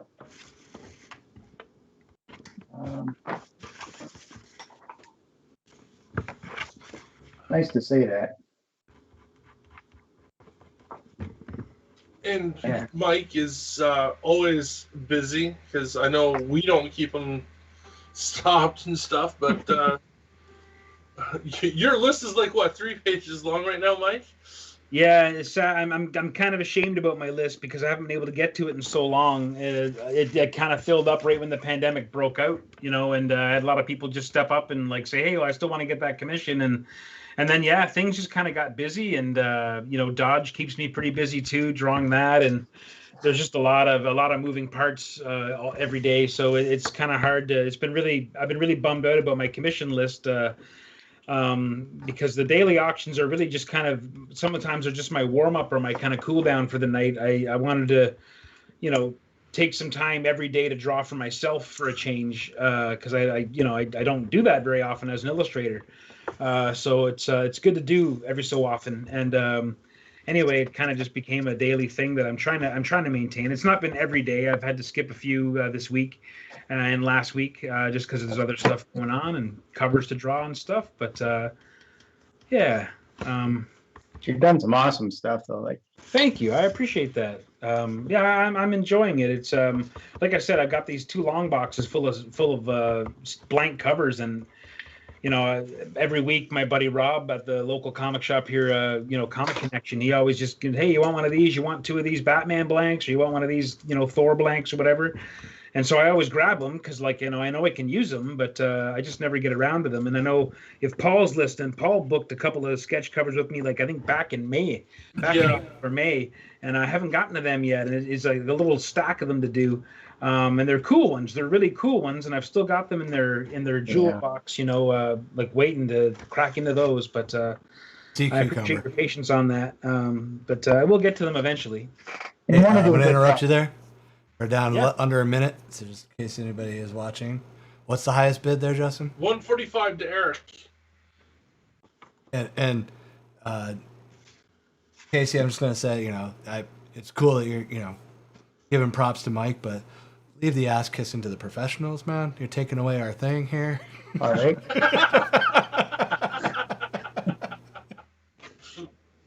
Yeah. You start talking like that, we got nothing else to add to it. Damn it. 150, Paul, and we are down to the wire. Shoot! You guys are awesome. But he's not wrong, Mike. You have been killing it with those. I love covers. That Xenomorph. Oh, thanks, man. Yeah, the Xenomorphs are fun. I was so tempted. I wish I had more of those. More of those aliens blanks. They're those so far. I'm gonna search for some. They've been the best the black blanks to work on. They've been kind of the best ones, the easiest ones to work on. Whoa. Yeah, we'll have to check it at the end. Yeah, we're gonna check that one at the end, guys, and we'll get back to everybody tonight. That was a big jump. Yeah, it's a big jump. Yeah, we'll have to check that right at the end. It's either 155 or 200. So. Whoa! Oh wow! I'm pretty sure the time I'm looking at I'm looking at a feed that's they're seeing. I'm seeing the 200 in, but I know. I said I'm seeing it too, but we do need to check because it comes in the last section. So we'll check, and like normal, we'll let you know right away. And we will immediately start. Wait. Mike. I want to update real quick since you. So next 2 winners for the giveaway are Richard Braun and George Rodrigo. Congrats, Now guys. we can start. Mike. All right, and we will start Mike's. And the opening bid for Mike's is $50, and we will start the timer now. You fucking heard me. Yeah, steps out for half the show, comes back in, thinks give the guy an inch, he thinks he's a ruler. Shit.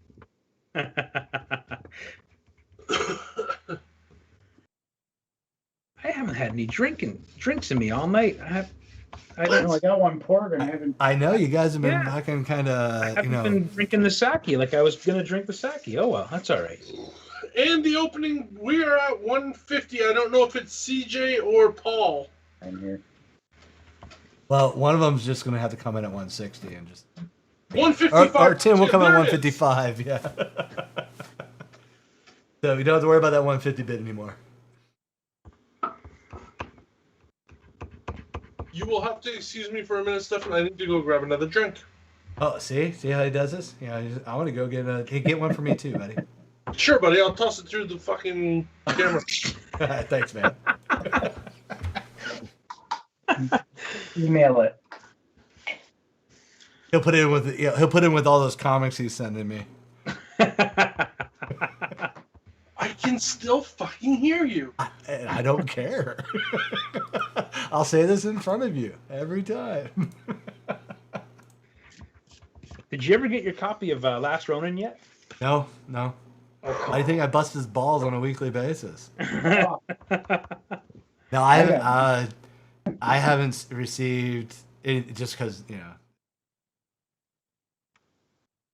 Yeah. No, I haven't received anything fully in a year now. Well, the package I sent you last week also has replacements for your trashed copies of Dodge number 2. Ah, dude, no, you didn't have to do that, man. No. That wasn't on you.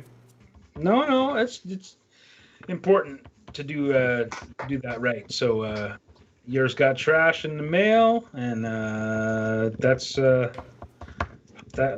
intolerable to me. So I Well, thank you. no problem at all. All right, we're up to 160 from John. Woohoo! All right. The next two for the giveaways are Robin Collins and Troy McLaren. Troy.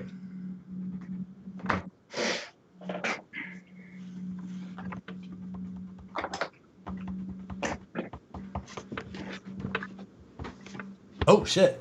All right, Eric means business. 250. Oh heavens! Wow, thanks, Eric. His Marvel bad guys list art grows. He's been buying all the bad guys. Eric? Is your kink? You like the Marvel bad guys? Yeah, I think he's digging the Marvel bag. He's got my Whirlwind, and I think last week I did the Dread Knight. He grabbed that one too, and he got Destroyer the other day. So yeah. No, I got the same one. I got like one sketchbook that's all Guy Gardner. One sketchbook that's all Hotwire. Things like that. Yeah, so I get it. Get that one collection. You kind of got to go with it. Yeah, I got a gigantic Blastar collection that I've got to get visible for everybody. I even got one of Neil's Blastars are in there, and Nice. yeah, I got to get the whole. It's hard. Once I got the John Byrne, it was hard to. Yeah, I don't think I've got any since the John Byrne one. But Chris, yeah. Oh, actually, no. Casey gave me one, and also I got one from Chris Campana. I got a Blastar from. Just recently, right? Was that Chris's recently? Chris. Yeah. Chris Not was before long ago, yours, right? actually. I think yours. Where's that Blastar? I got it right here in the studio somewhere. I have to kind of rotate it out from my wall space every so often. I remember doing that for you back in the days when we could draw outside. When we went Yeah, I to- know. Remember we can go outside and draw? Man, that was the best. Well, that's the thing too. My collection's gotten kind of weak because I like it all in the sketch binder that I have. Oh yeah. So, when I go to conventions, I specifically go out and hunt like 2-3 artists, get a list, and get. Because I just don't want it loose because I'll lose it if it's loose. Oh yeah, man. Yeah. I one guy sent me home with a sketchbook to work in, and it it had stuff from Jim Lee and Frank Miller, and even had a Will Eisner. And I was like, I can't take this home on the train. Like I would shoot myself if I lost it or something happened to it. So I told him to hang on to it till the next day and come back and see me first thing in the morning, and I'd do his sketch because, yeah, it was just too much crazy. It had Walter Simonson in there. He had everything in there. It was unbelievable. Yeah. No, I learned my lesson because, like, actually the San Diego con where I did the Batman book, got the cover for one of the Justice League books I did. Yep. But my flight back to Florida was so delayed that, like, it was like 24 or 48 hours delayed type, before I got home. And the last leg of the flight from Atlanta, I left the plane. I was so just sleep deprived. I left the art on the plane. No. And I went back to get it real quick. And of course it was, the flight attendants went to go look, and like, oh, it's not in the plane. I'm like, yep, someone walked off with it. It's like, Oh, God. man, that is a I hard. was so pissed. That's the worst. Yeah, it was a cover to the first DC book I did. It was like one of those things I kind of wanted. So I realized, okay, from that point on, any original art's got to be in a binder all Think someone will together. sell it though? Like, do you look for it? Do you ever keep your eye out for it? Like, Yeah, occasionally I'll pop onto eBay to look, see if someone's selling it, but it's never shown up. that's hard. That sucks. Yeah, I mean, it happens, but Yeah. hopefully, I'm assuming because it never showed up on eBay that the person who found it and took it cherished Just it. Yeah. Yeah. I comfort myself with that thought at least. Yeah. Well, it's, Of course, it has nothing to do with me so much as the art, because good art. yeah. Bastards. Yeah. I like that. Yeah, Neil's goal last year for cons was to get a massive art jam Saturday morning / afternoon cartoon character. Oh, very cool. That'd be kind of fun, yeah. I have a Future Quest cover, which I think was the DC stuff with Johnny Quest and some of those characters, and I was gonna do a Birdman because Barry keeps on calling for a Birdman, and I do my Winged Helmet Wednesdays on Wednesdays, so I haven't run out of people who have winged helmets. There's still loads and loads of them, but There's plenty to go. Yeah. I'm kind of limited on my sketch covers that are affiliate. Although the weirdest thing, there's going to be Oh, sorry. Go ahead. No, nothing. Sorry, Mike. Oh no, I loved Mike Grell's Warlord, and they don't make, of course, any Warlord blanks. But what I did discover was Warlord shows up in Young Justice, and I have a Young Justice blank. And Warlord actually, for a time, Superboy becomes Warlord and has like Warlord's helmet and sword or something. But anyway, because he appears in the comic eventually, I have an issue 1 of that I'm going to probably do this week for my Winged Helmet Wednesday. Because I just love the character so much, but they don't make any blanks that really kind of make sense for him to be on. One thing that's cool, though, I found some Wonder Woman blanks, and Swamp Thing features heavily in the issue, so I can draw Swamp Thing on that, and it'll kind of make sense, Oh, I'm gonna actually have to log into my DC Infinity account to read that. I've seen it. Yeah, last year he showed. Yeah. The art's kind of shit, but. Yeah, oh, you know what though? I think it's a bunch of different artists drawing that book. Like I think there's every 4 or 5 pages it flips, because I saw some really nice pages from that one too. But yeah, there are some that are really they don't really do a whole lot for me. But yeah. Yeah, like there's one where Warlord's neck just straight up broke. He's supposed to be looking over his shoulder, but yeah, it's just a straight up broken neck at that point. Oh, that's ugly. It's the neck of Scartaris. All right, so our current high bid is $250, Eric, eh? Wow. Yep. Cheers, Eric. Came to fight. Oh yeah, he always does. One day we're gonna have some beers in Montreal. It's gonna be good.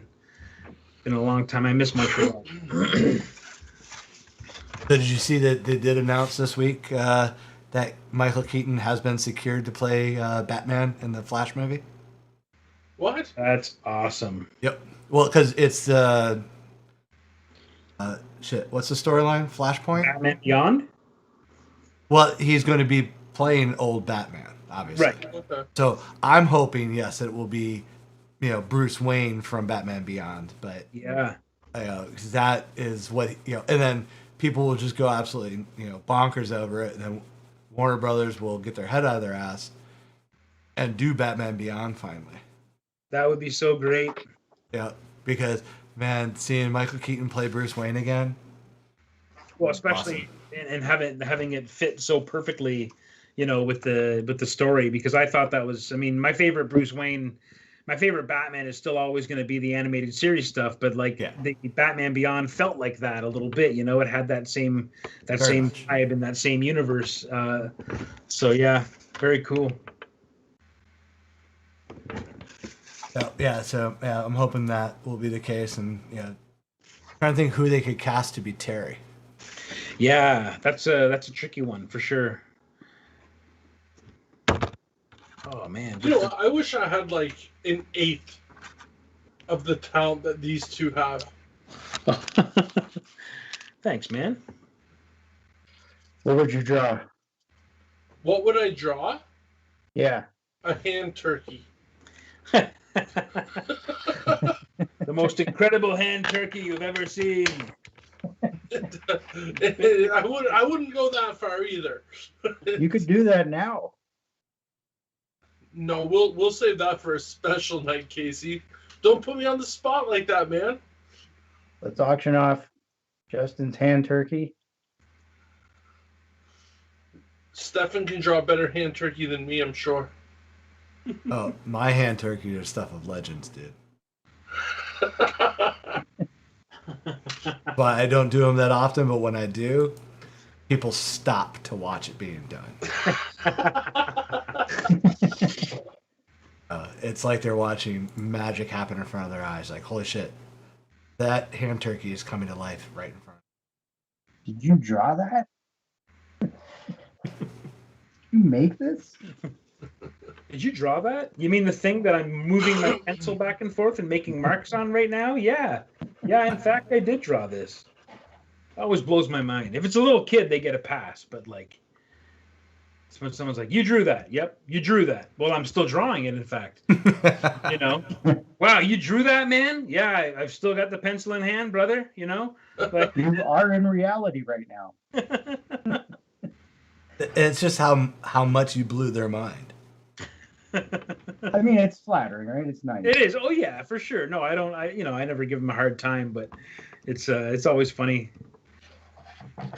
My favorite though is when someone will come up to me and be like, "That's pretty good. My nephew is 7. He can draw like that." And I'm like, "That's sweet. Yeah, he's 7 years old. He's a genius. I'm like, "That's great, man. He draws just like you." I'm like, "Cool." And then they'll just walk away. And I'm like, "That was awesome." Well, what you need to do next time someone says that, especially if they say their nephew or their niece draws just like that, say, "Oh, so your sibling's the one with all the talent."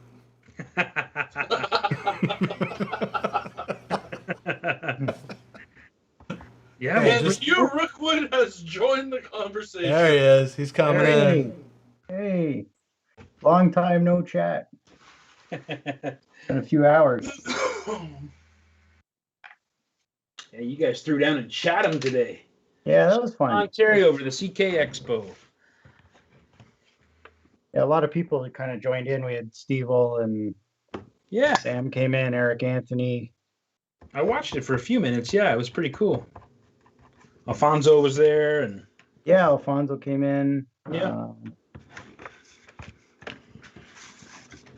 So we just kind of hung around to keep drawing, but yeah, good times.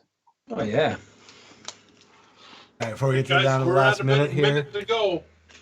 the last 2 winners for the drawing are Bob Harkins and Neil McCullen. Ah,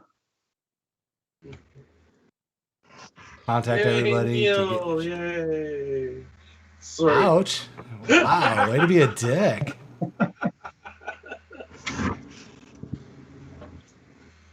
yeah, Neil was watching our show today too. I think yeah. he's one of the big supporters out there. Oh yeah. He's name a lot. Everyone knows Neil. I believe he got. I'm trying to think if I sent him the. We got one of the pieces from here. Yeah, he got your He-Man, I think. All right, we're down to the last 10 seconds. Anybody going to come in and take this away from Eric? Or are we going to let Eric have this? 250. Oh, I'm just gonna enjoy my whiskey for a minute.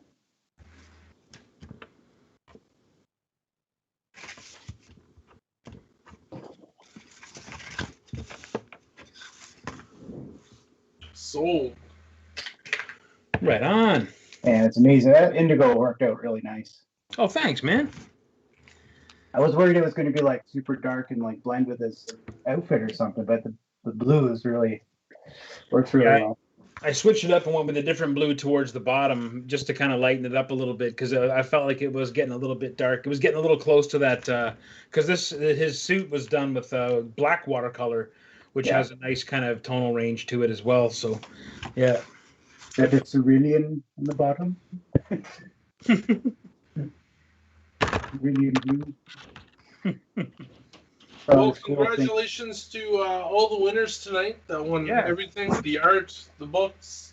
Yeah. Thank you, guys. It was a fun night. Tonight was fun. You have a good crowd here. Yeah. Oh, yeah, we love our people here, man. We got good, serious players. Good folks. Real good folks. Yeah, that was fun. Yeah. All right, guys. Well, again, thank everybody for showing up. Next week we will have Sean Hill. Sorry. All right. Mike Rooth. Thank you, Mike Rooth, Yeah. Carl Waller, and Sean Hill for our Arbor Day. Carl? One day later. Yeah. Fine. You don't have to be here. Well, you already got 4 people, so. Yeah. It means that I can actually engineer instead of actually be on screen, maybe. All right. Again, thanks everybody for showing up tonight. Blast. And real quick before we sign off, I know most people know already how to reach you, but Casey, if anyone wants to reach out to you, what's the best way to connect? We've got Instagram is a good way. It's Casey Arts 77. I also have the artwork of Casey Parsons' Facebook page. So either one of those ways is a good way. Then if you want, as Justin mentioned, the KCA Comics, Kirby's Comic Arts is another group where you can find my stuff for commissions and things like that. Yeah. Awesome. And if you want to drop that info into the chat room real quick, and next time I'll make sure I have a little lower banner for you. But we ran out of time. Again, everyone comes here for the professionalism. That is the bit. Mike, while we got you here, yeah. Wanna? Yeah, you can find me at Uncouth Rooth on Instagram and Twitter. I'm not on Twitter a whole lot. Pretty much share everything from Instagram, so Instagram is probably the best place to find me. At Uncouth Rooth. Awesome. All right. Yeah. Justin, you want to say any last words before I cut you off? No, thanks everybody for joining us tonight. It was a lot of fun tonight. Casey, Mike, always a pleasure to have you guys here. Oh, yeah. Thanks for having me. Guys, like I said, we got some Department of Truth. We got some Shield one-shots coming up. We've got some people swimming in a swimming pool coming up, I guess, nothing. That would be the Adult Swim. Yes. Yeah, the Adult Swim. All right, guys. So and Neil posted an OnlyFans Stefan Nilsson page up there in the chat. So nice. Yeah. Neil, come on. Like I would actually use my real name. Yeah. I use my stage name. Guys, thank you very much for joining us tonight. It was a great night, and we'll talk to you guys next time. For sure. Thanks, everybody. Thanks, everyone watching. Thank you.